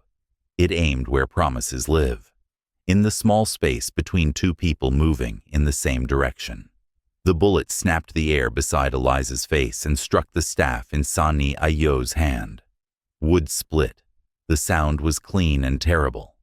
The staff broke with a dry cry. Splinters stung the air. Saani Ayu did not fall. She caught the broken haft with the same hand and set the jagged end against the stone, like she had always meant it shorter. "Move," she said. Her voice did not wobble. Her eyes were wet, only with wind. Another shot spat from the ridge. Bidzi pivoted, sighted, fired. Rock spat dust where a hat had been. The rifleman tumbled behind a juniper and did not come up. The town held its breath the way a liar holds a smile. Too long, too hard, waiting for someone else to break. Silas stepped in front of Eliza without thinking. Arno took the place one pace behind him. He had no right to look brave and did anyway. "Keep low," he said, voice steady by force of will. "They think you'll run. Make them wrong." Ephraim slid the ledger under his arm, like a man tucking a child into his coat against rain. Agent Seaver's pen was gone again. His pistol was just another small dark fact in his hand. They dropped off the rim away from the sheep trail and took the spine of a ridge only sheep and boys used. The wind came at them hard from the west, blew dust off the black lava flats ahead, until the land looked like a stovetop with a scatter of ash. Thunder kept its distance. The taste of rain sat on the tongue, like a rumor that would come true when it was done teasing. Behind them, Lucas Vi lifted with what men like him mistake for victory, a show of force careless enough to feel like confidence. 6 riders, 2 on foot, 1 crawling like a lizard with his rifle on his forearms. The judge did not follow. He stood planted by his wagon, like a man who knows the next choice will decide how his breakfast tastes for the rest of his life. The priest shut the church door slow, as if he could keep out weather. They crossed a run of slick basalt, cracked with seams, that could turn a horse's leg into a splinter if you put it there wrong. Bidsy didn't. He read the stone like a book with no vowels, by rhythm, by weight, by breath. He signaled with 2 fingers and a chin tilt. Kinna ghosted ahead, dropped a coil of rawhide into a crevice and looped it once, twice, left a mouth of rope just where a hurried boot would look like safety. He did not smile. He did not hurry. Boys who have learned to move among corners do not. At the chimney rock, a narrow finger of basalt that rose from the flats like a warning a giant had left for smaller men, they took ground. The wind hit the column and split. Words would shred here if you didn't put them into the lee. Bidsy put Eliza and Sani Ayao in the low tuck behind the rock, where sound makes a pocket. He set Ephraim close, ledger under his coat. He set Agent Seaver and Arno where they could make a cross of their fire, without crossing each other. Silas took the outside edge, where the stone fell to a crack, wide enough to break an ankle and deep enough to keep secrets. He looked at the sky and did his old stubborn bargain with water. Don't come yet. Lucas's riders spread the way men do when they think spreading is the same as thinking. One took the left flank without checking the ground. His horse put a foot in Kina's rawhide mouth and went down on its knees, then up, screaming. The rider pitched, scrambled, swore. The rawhide gave enough not to kill the animal, held enough to kill the rider's courage. He crawled back, contrite, to a world that suddenly had consequences. Castaneda came at the chimney straight on. He liked straight lines. They made him feel sharp. "Girl," he called, voice bright, almost merry. Last chance. The wind tore the brightness off and left the hunger naked. "Don't answer," Sani Ayo said to Eliza. And Eliza didn't. Lucas swung wide to come around the rock and make a show of taking the rear. Silas watched his hands. The reins lay easy. The pistol lay easier. Lucas believed in easy. He had never done a hard thing with only his body and chosen it. He lived on other people's joints. Silas sighted on the pistol hand and kept his finger quiet. The first shot came not from Lucas's neat gun, but from the crawler, Foreman, now steady behind a chunk of basalt. His bullet clipped the chimney and whined off into the crack at Silas's boots. Stone chipped his cheek. He did not blink. He fired back where the sound had been, a thumb width left for the wind. The foreman cried out and shut up. The smell of iron went wetly into the air and mixed with the oncoming rain. Agent Seaver fired once, then went still, counting. Ephraim didn't fire. He held his breath on a long line, the way a man holds a cut vein shut while someone else finds the stitch. Arno fired and missed high, then breathed, then hit a hat, and took it like it owed him money. "Down!" He barked at a rider who had never been spoken to in that tone by a man not paid to do it. The man went down. Conditioning is a kind of truth, too. Thunder stepped closer. It wasn't theater now. It was the sky setting its jaw. The smell of water came quick. Out on the flats, a dark shimmer showed where rain was walking across the plain and deciding which cracks to fill. Silas's stomach turned cold. Lava or not, water moves where it wants. It will find any mouth you leave open. Lucas saw rain and smiled with a salesman's sudden inspiration. "Boys," he called, "they're pinned by their rock. Weather's on our side." He spurred. He didn't see the crack. The bay tucked and skipped and saved him. He thought that meant he had earned it. Castaneda stood in his stirrups and fired high at the column, as if he could knock it over with lead. The bullet struck the chimney and sent down a fan of stone chips. A sliver sliced Eliza's ear. Blood ran hot down her neck. She did not make a sound. She put her bead-bitten teeth together and held. "Stay behind me," Bidsy told her, and did not move aside. He set his shoulder into the lee, so her breath stayed whole. The crawler foreman rolled and tried the right. The rawhide caught his boot this time. He went down hard and lost his gun. He pushed up with his hands, and someone, Lucas, probably, laughed the short, ugly way men do when the story still seems theirs. Then a stab of lightning carved the far ridge, too far to burn, but close enough to count. Thunder answered fast. The wind hit the chimney bluntly and shed off in shards that cut words into slivers. "Hold," Sani Ayo said. "Hold." Lucas charged the opening at the rock's backside where the gusts flattened for a breath before tearing. His horse slid on the wet varnish. The first spatters laid on the basalt. Hooves scrabbled. He hauled the bay's mouth and made it worse. Silas stepped into the wind and fired. His bullet hit the iron of Lucas's stirrup and sparked. The bay tried to jump the spark and planted a forefoot into a crack. It didn't break. It stuck. The horse screamed ugly. Lucas kicked free and went rolling, ribs to rock. He popped up quick. Embarrassments don't like to sit down. He lifted his pistol and aimed for Eliza, because men like him always find the softest place and call it brave. Arno moved before Silas did. He stepped into that line and took the shot that would have broken Eliza's collarbone and gone into the place people keep vows.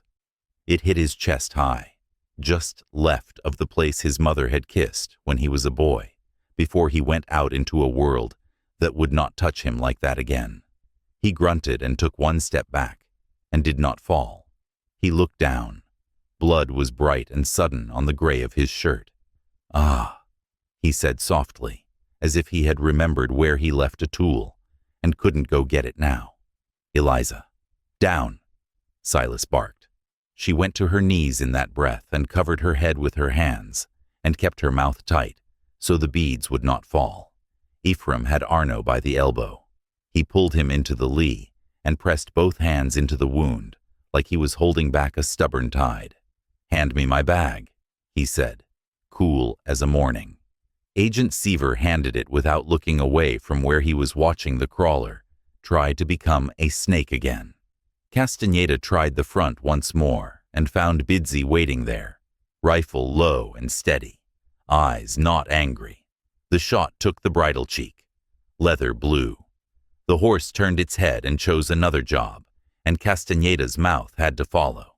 He swore in Spanish, then in the colorless violence men use when they have no words left. He fired wild. The wild shot hit the chimney above Sani Ayo, and the broken staff in her hand vibrated with the sound of a thing refusing to be finished. "Wind's coming," Silas said. He felt it in his teeth. He hated that feeling. It tasted like a childhood night when water came, where it wasn't invited, and took a goat and his father's temper. He steadied his breath against stone. He looked right. Kinna lay belly flat behind a hump of basalt, eyes open, huge and steady, the way kids' eyes get when they have decided to be a person you can lean a little on. The boy raised his chin one finger width. Silas gave him the same nod back. Thunder walked nearer. The rain didn't fall so much as arrive, a sheet that let you count its edges. The first wave smacked the flats and ran toward the cracks, looking for mouths. The lava took some, refused some, sent some skittering off like beads of mercury. In the cuts where men had crawled, water made decisions. The crawler foreman tried to back out of his hole and met a finger of water coming in head first. He sucked air and tasted dirt and fear and chose the wrong direction. Silas could not see him then. Only the wave of movement water makes when it finds a small life and sits on it. He felt nothing. He did not have room for pity and hate, both in that second. He picked the job. Lucas saw water and grinned like a boy promised a ride. He did not know water. He thought it came where he told it. He charged again through the shallow sheet and found the crack with his own foot this time. He stumbled, went to one knee, pushed up quick and fired at the thing that had frightened him most today. What he could not sell. His bullet chewed the rock next to Ephraim's head. Ephraim did not duck. He pressed his hands into Arno harder and said, "Stay," the way a man says it to a stubborn, loyal dog who is bleeding out in the back of a wagon. Arno stayed. He was crying without sound, because some bodies don't know another way to sweat pain out. "Lucas!" Castaneda snapped, soaked now, straightening his hat like that mattered. "Flank them. Take the woman. This is done." "Almost," Lucas said, white teeth in the rain. He didn't see Kinna move. The boy came out from behind his stone, like a shadow deciding to be a body, and ran low and flat past the rawhide loop he had made earlier. He slid to the mouth of another crack and left something there, a small bundle of juniper with the cut ends pointing toward the enemy, and a twist of horsehair, tied like a question. Men never ask the land. He clicked once in his throat, the way his father had taught him to quiet a nervous animal, and lay still, rain walking past on his back like small feet. Silas saw the boy and swallowed the shout a man makes when he wants to keep someone young by keeping him still. He did not betray Kinna with breath. He put his gun on Lucas's right shoulder and waited for the wind to pick up the next word. It was going to cut. It came. Lucas lifted to sprint. Foot found glass-slick basalt. Weight went wrong. Shoulder presented. Silas fired. The impact spun Lucas, the way a hard truth spins a liar. Sudden, graceless. He fell into the crack Kinna had dressed with juniper. His pistol went off wild in that stone throat, and the echo slapped back at his face. He tried to rise. The juniper bunched and jammed his elbow. He cursed and wrenched. His hand came up with the branch. The horsehair twisted on it snagged his trigger finger and held for a heartbeat. That was long enough for his own barrel to track his own thigh. He fired. He screamed. The sound was ugly and high. Rain hit. His face like coins he couldn't pick up. "Help!" he cried, and the word came out small because he had never practiced it honest. Castaneda hesitated that fraction men do when the math changes. He looked at his foreman's hole, at Lucas's trap, at water walking to fill spaces. He did not like any of it. He lifted his pistol and aimed not at a body now, but at the ledger under Ephraim's arm, because men like him learn quick which thing is making them lose the argument. He fired. The shot hit the harmonica in Ephraim's hand. The little instrument flew, clanged on stone, split the way a toy splits when you step on it, and the sound it makes is a small death in a room of bigger ones. Ephraim flinched for the first time. His hands did not leave Arno. Rain thickened. The sky took a full breath and let it out. Water ran toward the cracks with a sudden mean mind. "Back," Bidsy said. "High ground," and shoved Eliza up into the lee, where the chimney base rose like a step. Sayani Ayu climbed beside her on her own power, broken staff tucked under her arm, the way a grandmother tucks a broom when she's done being polite. Silas took 3 steps sideways, up slant. Rock slick enough to write a name on it with your ribs if you fell. He planted his boots in a lip of gritty sand and braced. Castaneda shot again. The round sparked on basalt and ricocheted mean, bit Silas's forearm shallow. He did not look at the blood. He looked at Castaneda's eyes and saw something old in them. Not courage, not even temper. Greed, stripped of its suit, cold and stupid. He put his next bullet through the iron of the rich man's gun hand and made the weapon a dead fish that flopped into water and slid toward a crack. Castaneda stared at his hand like he had never seen one bleed. He made a sound like a man who has always paid to get other people to make that sound. He turned his horse with his knees, clumsy because pain is not a language money teaches you, and jerked the bay toward the flats where the lava was a little kinder. "Fall back," he barked. "Back, damn you. We'll take them at the rim." His voice shook. Men heard it. The two on foot ran first. The others went after, not because they obeyed, but because the world suddenly felt tilted wrong, and men go downhill when they don't know the map. Lucas hauled himself out of the crack with a ridiculous dignity, limping ugly, and stumbled after Castaneda, eyes already trying to write a version of what had happened, where he was the one who had made it neat. Silas didn't shoot their backs. He could have. He was too busy listening with the part of him that hated water, to the place where white noise becomes trouble. "Move," he said, and didn't have to say it loud, because all of them had ears now that belonged to the land. They climbed the chimney's shoulder and crossed to the higher run, where the water would stripe and slide instead of sit and decide.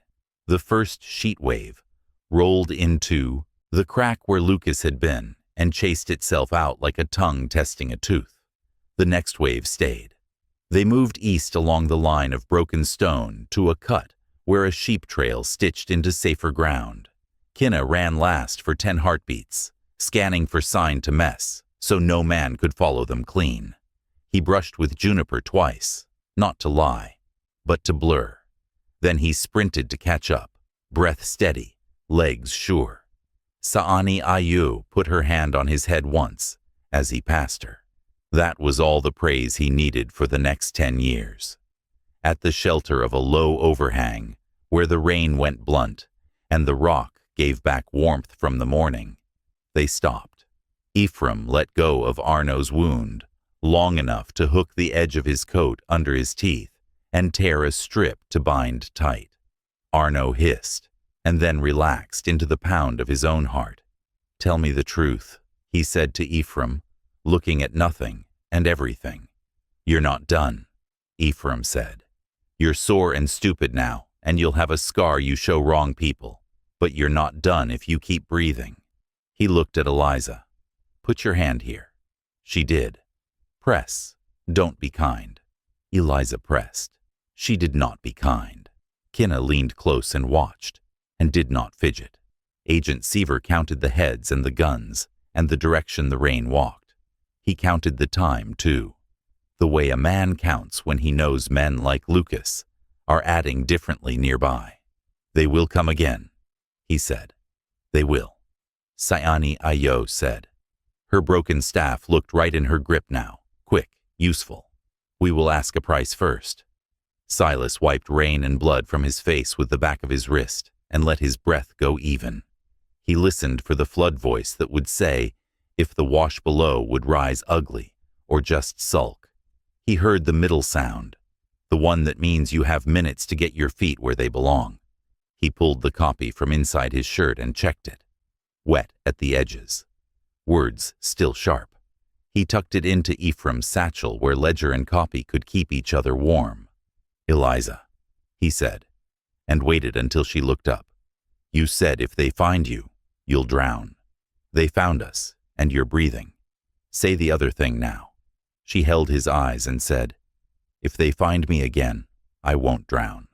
Her mouth trembled at the end, like a person who has just managed to make herself true. "Good," Sani Ayo said. She set her palm on the broken staff and ran her thumb along the split grain. "This was my husband's. He cut it when the boy you don't say grew taller than his grief." Her voice went soft and iron at once. "We did not bury our son with it. We kept it to put across doors men try to step through without asking." She looked at Bidsy. "Tell her." Bidsy held rain in his lashes and did not blink it away. "When the flood took him," he said, and his voice had a hollow in it, "you could put your hand in and touch the old cut. I was carrying Kinna and him both. The water came like today's, quick and ugly. I had one arm for each. I slipped. I had one arm for one. I chose the child. The river kept my brother's name. We do not say it. not because of a rule alone, because my mouth broke when I tried. I carried my tongue on its edge, and it bled. After that, the name lives where water put it. He looked at Eliza. He loved you. He would have chosen the boy too. Eliza put her free hand to her mouth. She did not weep right away. She made a small breath, as if she had been holding it for a year, and the exhale took some of the weight from her shoulders. "Thank you," she said, and the words were crooked and perfect. "Thank you for saving his son." She did not look at Kinna as if to claim him. She did not need to. The boy's eyes had widened at the sound of the thing men had not said. He put his small hand on Bidsy's wrist, and then, after looking once at Sayani Ayo for permission, he put his other hand on Eliza's. The shape they made did not require a priest. Thunder stepped back. The rain changed from a marching wall to a steady fall that kept men honest and quiet. In that lull, a sound came thin from the flats, a voice calling for help. Lucas, not brave now, not selling, just calling. Castaneda answered with silence. He had ridden up onto a hump of safer ground and was binding his hand with a silk kerchief, gone red at the corner like a gambler's lip. He weighed cost quick and found it heavy. "Leave him," he said to no one, and turned his bay toward town. Silas watched the line of riders withdraw, smaller with each count. He exhaled. He didn't feel triumph. He felt the after tremble a body holds when it has been caught between stone and water, and chooses stone. He looked at Arno. The deputy's eyes were open and very blue, like a new bruise. "You with us?" Silas asked. Arno tried on a grin, didn't like it, settled for a grimace that was less of a lie. "I'll live long enough to testify," he said. "I reckon the Lord wants to see me make one decent choice in a room with doors before he calls me to any others." He shifted and hissed. "Hell." Ephraim touched his shoulder. "Mind your mouth in her house," he said, and Arno coughed out a laugh that hurt. Agent Seaver opened his little federal ledger and wrote without looking at the page, eyes on the flats where a man named Castaneda had just taught Seaver how to spell his own courage, smaller than he'd thought. "I'll take you in at noon tomorrow," he said to Sayani Ayo. "I'll make this hearing happen right. The judge staked his ribbon on it today. I'll pin mine beside it." Sayani Ayo nodded once. "You will stand next to me," she said. "Not in front." Seaver nodded back. "Yes, ma'am." They waited until the rain had finished deciding what it wanted. Then they went back to the stone house, slow, careful, letting their bodies remember walking. That wasn't running. Arno went between Silas and Ephraim, with each step a small negotiation. Kinna trotted ahead and checked the blue bowl at the door, and grinned when he saw the salt had not clumped. "Still keeping," he said softly, "to the bowl, or to the house, or to the line of names," he did not say. Inside, Sayani Ayu took the broken staff to her work table. She heated a thin knife and pressed resin until it ran like sap in spring, then laid the break's edges neat and true and bound them with wet rawhide that would shrink hard in an hour. She did not ask a man to do it. Men had done enough breaking for the morning. Eliza washed the thin bloodline off her ear and felt foolish for thinking the sting should matter when people's insides had been put out into the air. Then she caught her face in the small mirror by the door, hair wrapped, jaw set, eyes a little older than yesterday, and thought it mattered exactly as much as it did. Ephraim set the ledger on the table and laid his broken harmonica beside it, like a companion who had served and fallen in a small way. Only men who keep their hands steady notice. Kinna touched the busted thing with reverence, then looked at Ephraim. "Can you fix it?" he asked. Ephraim smiled with half his mouth. "I can try," he said. "A crack's a kind of song if you play it like it's meant to be there." Arno slept. When he woke an hour later, he was ashamed of having slept, and no one let him be. "Your job," Silas said, "is to make your heart beat and use it later. Arno nodded, and then swallowed hard like a man learning a new thing at a bad time. By late afternoon, the rain had run itself gentle, and the sky opened above the Badlands, like a lid lifted a bit to let heat out. The judge's wagon still sat on the church ridge. The lanterns were dark. A few men moved like ants after a kicked nest. Castaneda had gone. Lucas had been carried. Not far. The foreman lay under a piece of canvas in the livery with his hat over his face and his thumb scar hidden like a secret, given back to no one. Word went out anyway. Hearing, noon tomorrow. Parish, undertaker, federal, Diné mother. The town divided itself into people who liked that list and people who wanted to set it on fire. Sayani Ayo tied her sash and set the mended staff by the door where it could hear the wind that would test it. We go with the light, she said. We stand where we stood.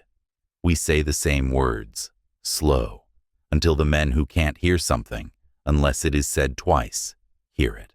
Eliza took the bead string out of her mouth and laid it around her neck, under her cloth, so it sat in the hollow at the top of her chest, where a vow rests when it is tired. She touched each bead once. The maker's split tail glinted a breath and went quiet. I will speak, she said, steady now. I will speak even if my voice cracks.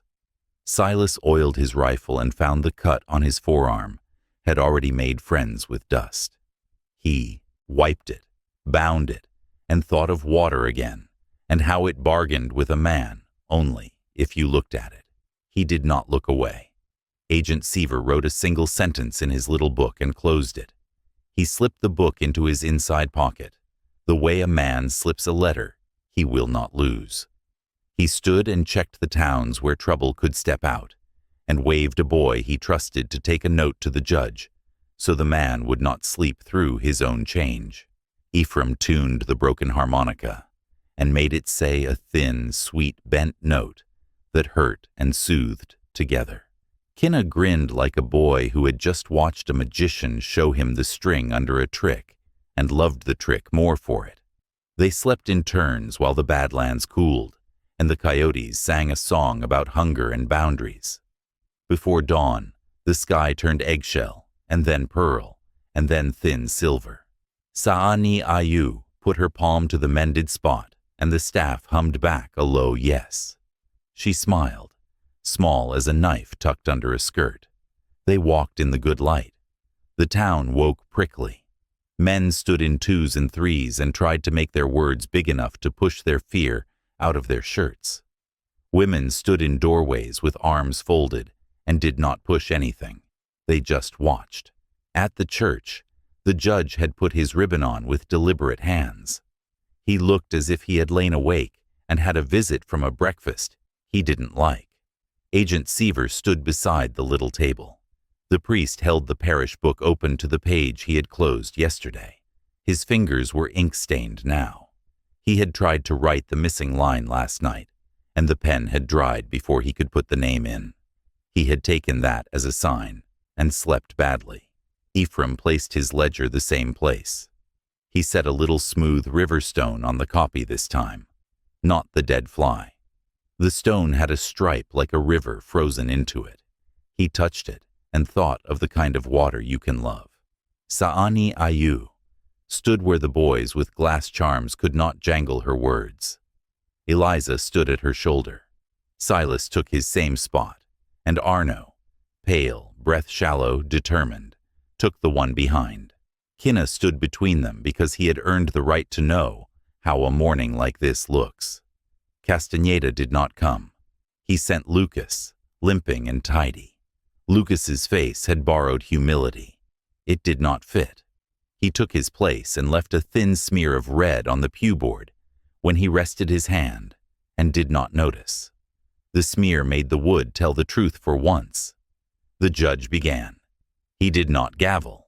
He did not have a gavel. He had a voice that knew which parts of it to leave out today. He called the room to listen, and it listened, because the rain had washed some of the loud out of it. Agent Seaver spoke the part the territory wanted. We observe, he said. We note. Then he shut his book and nodded to Sayani Ayo, because he had learned yesterday who opened doors here. She lifted her staff, set it down, and the sound put every shoulder square and every mouth quiet. "Hear us," she said. "Hear what the land heard before you wrote. Hear what the dead's bill says. Hear what a woman carries when you burn her line." Eliza told it again. Every time she told it, it got simpler, harder, truer. "I made a vow, and the land heard," she said. "The man died, and the undertaker wrote him. The parish did not. The rancher shaved a letter to make his herd bigger and to make himself fit into my mourning. I don't fit him now." Ephraim read the line. He opened the ledger and showed the judge without letting the book leave his hands. The judge looked. He pressed his lips together and nodded once. "This court accepts," he said, and it cost him to use a word that did not make him the biggest thing in the room. The priest swallowed the pride it had taken him years to carefully build and said, voice shaking, "I will write the line you tell me to write." He looked at Sayani Ayo. "Tell me what to write when the name cannot be on the page." "Write the brother whose name we do not say," she said. "Write the word for vow in your book's tongue. Draw the mark of our river, if your hand knows how to draw clean." The priest nodded. He knew how to draw clean. He did not know the river.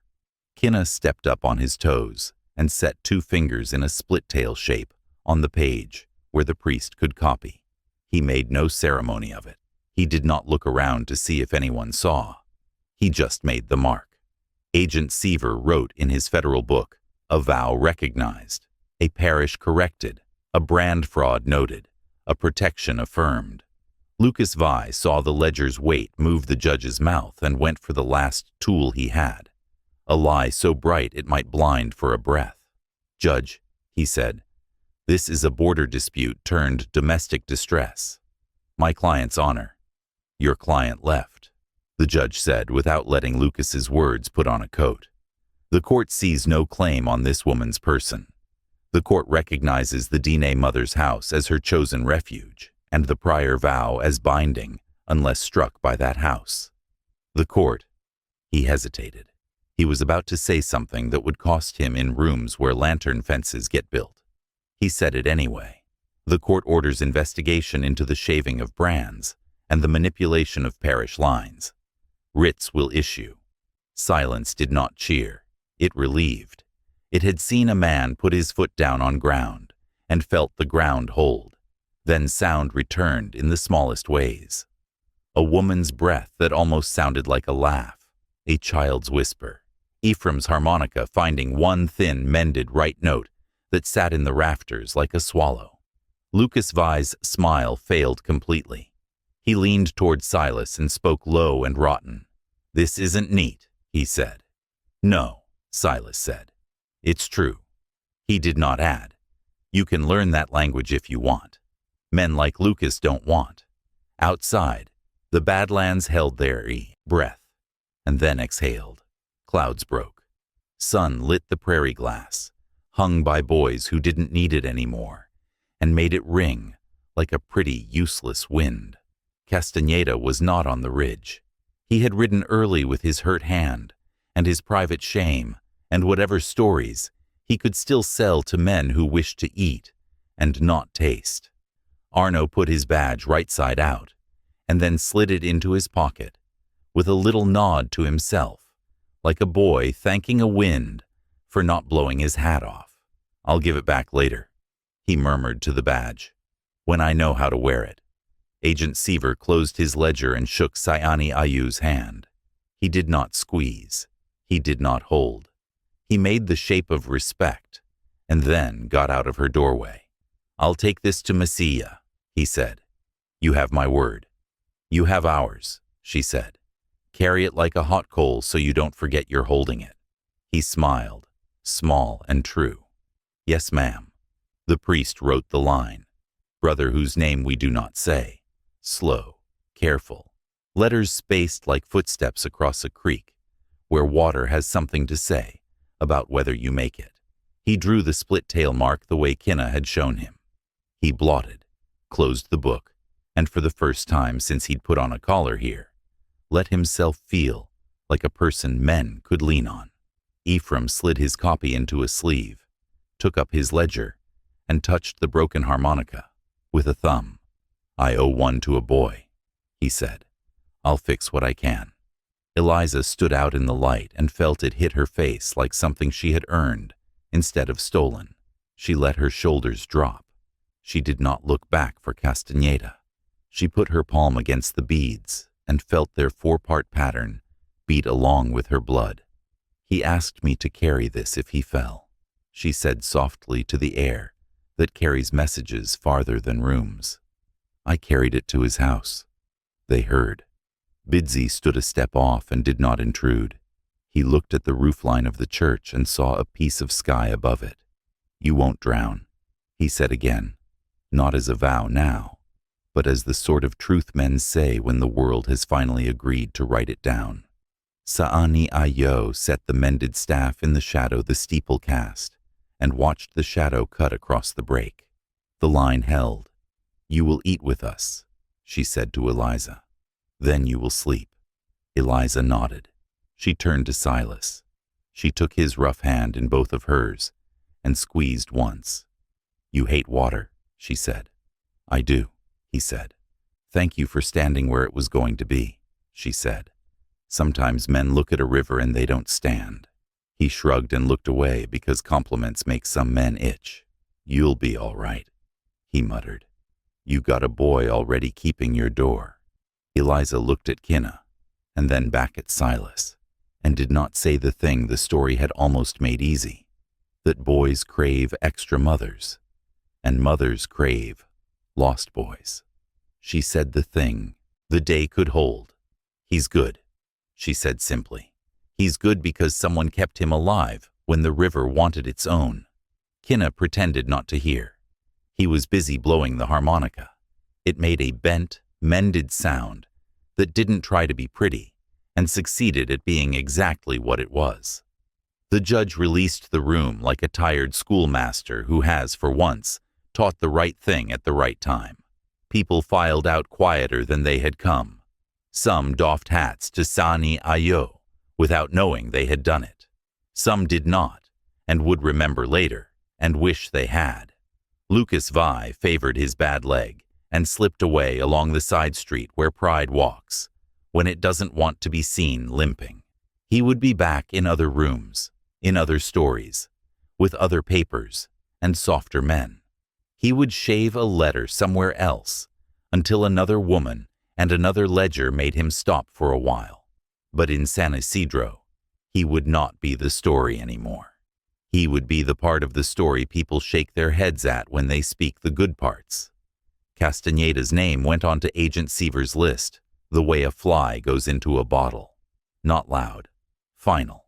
They walked back to the house on the rim, while the land exhaled heat, and the flood smell turned sweet, like wet sage. Coyotes loped with their 2 big feet along the low ground, respectful now, like neighbors who have seen what your family can do, when it must.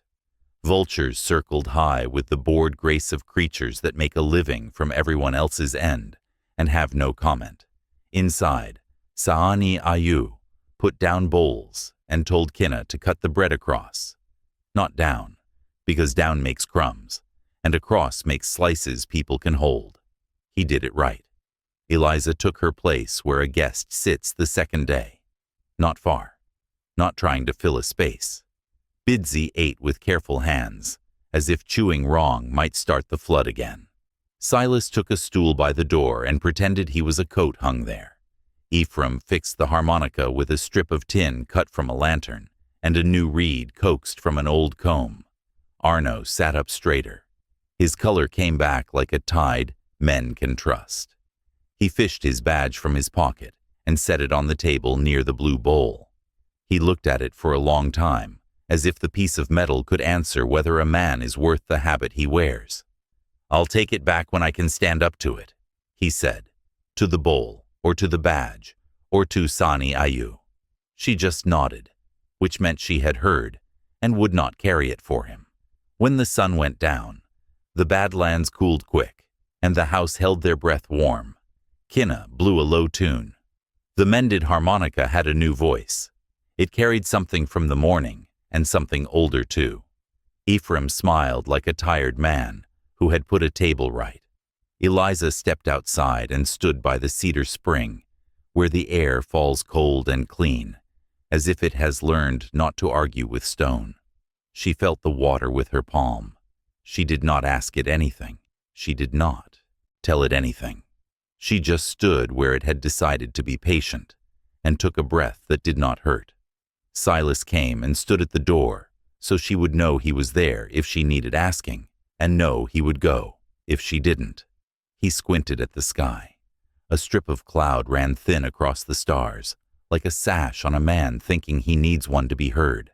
He grunted, soft, and let the land's quiet settle in his bones.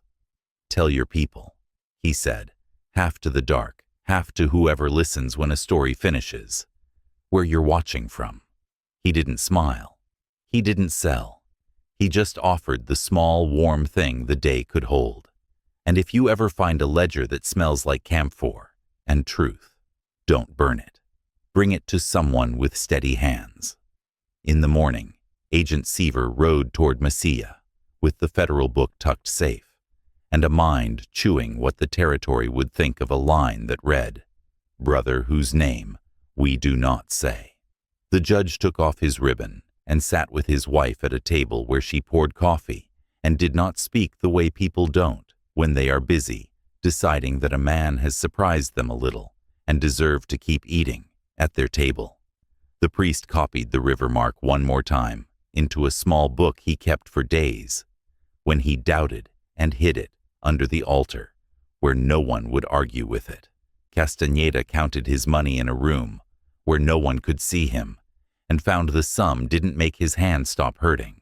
Lucas Vi bought a new hat and practiced a new story in a mirror that lied for coin. The foreman's thumb scar healed less neat.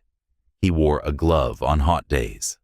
Under the piñon, Saani Ayo hung the staff, where it would catch morning and shadow both, and felt the mended place, and did not think of it as broken again. Kina learned the tune, with the crack in it, until he could make it sound like weather, deciding to be kind. Ephraim started a new ledger, the same day he turned the old one's last page, and wrote with a hand, steadier than it had any right to be after a morning like that. Eliza walked the long edge of the rim and counted the sheep by twos, while Bidzi counted them by fives, and they always came to the same end. She wore the beads under her cloth, and sometimes not, depending on the weather, and she learned the names you can say without bending the rule. She said brother. She said husband. She said vow. She said river. She almost said the name once and stopped, because the land tightened like a throat around it. She smiled and kept it warm. Silas Boone rode out when the sun was low, not because anyone asked him to go, but because some men are built like fence posts. You set them in the right place, they hold, and when the ground doesn't need that post anymore, you pull it and carry the scar and go set it somewhere else. He hated water less that day. Not much. Enough to breathe when it spoke. He tipped his hat to the cedar spring, and then to the house, and then to the boy holding the harmonica wrong on purpose, to make it do a good trick. "Keep your feet," Silas said. "Watch the cracks." "We do," Kinna said. "We watch where water goes first." The land took their words and set them down somewhere it keeps things safe, under flat stones, inside sheep paths, in the cool behind cedar. The Badlands looked like a predator still, because it is. It hunts careless. It spares the ones who listen. The river in the rock said nothing you could write down. It didn't need to. The ledger and the parish and the federal book had said enough for now. If they come again, and men like Lucas and Castaneda always come back in different shapes, the house on the rim knows which staff to pick up and which bowl to set by the door and which boys to send with which words. The vow stands. The line in the parish holds. The river mark on paper is a small thing that means a heavy one. Before Silas vanished into heat shimmer, he looked back once at the chimney rock far off, at the lava flats where water had walked yesterday and left nothing but a shine for half a day. He remembered standing between stone and flood. He remembered a boy's click for a horse and a woman telling a judge how much a missing line weighs. He spat dust and smiled a little at nothing, the way a man does when something in him has been put back. Our case closes on a mended note and a steady hand. If you stayed to the end, tell us where you're watching from. And keep an ear out. There's a ledger downriver with a different river mark and a line someone burned between two brothers in a mining camp. When we open it, you'll see why a man signed a bill with blood instead of ink, and why the undertaker kept the sheet.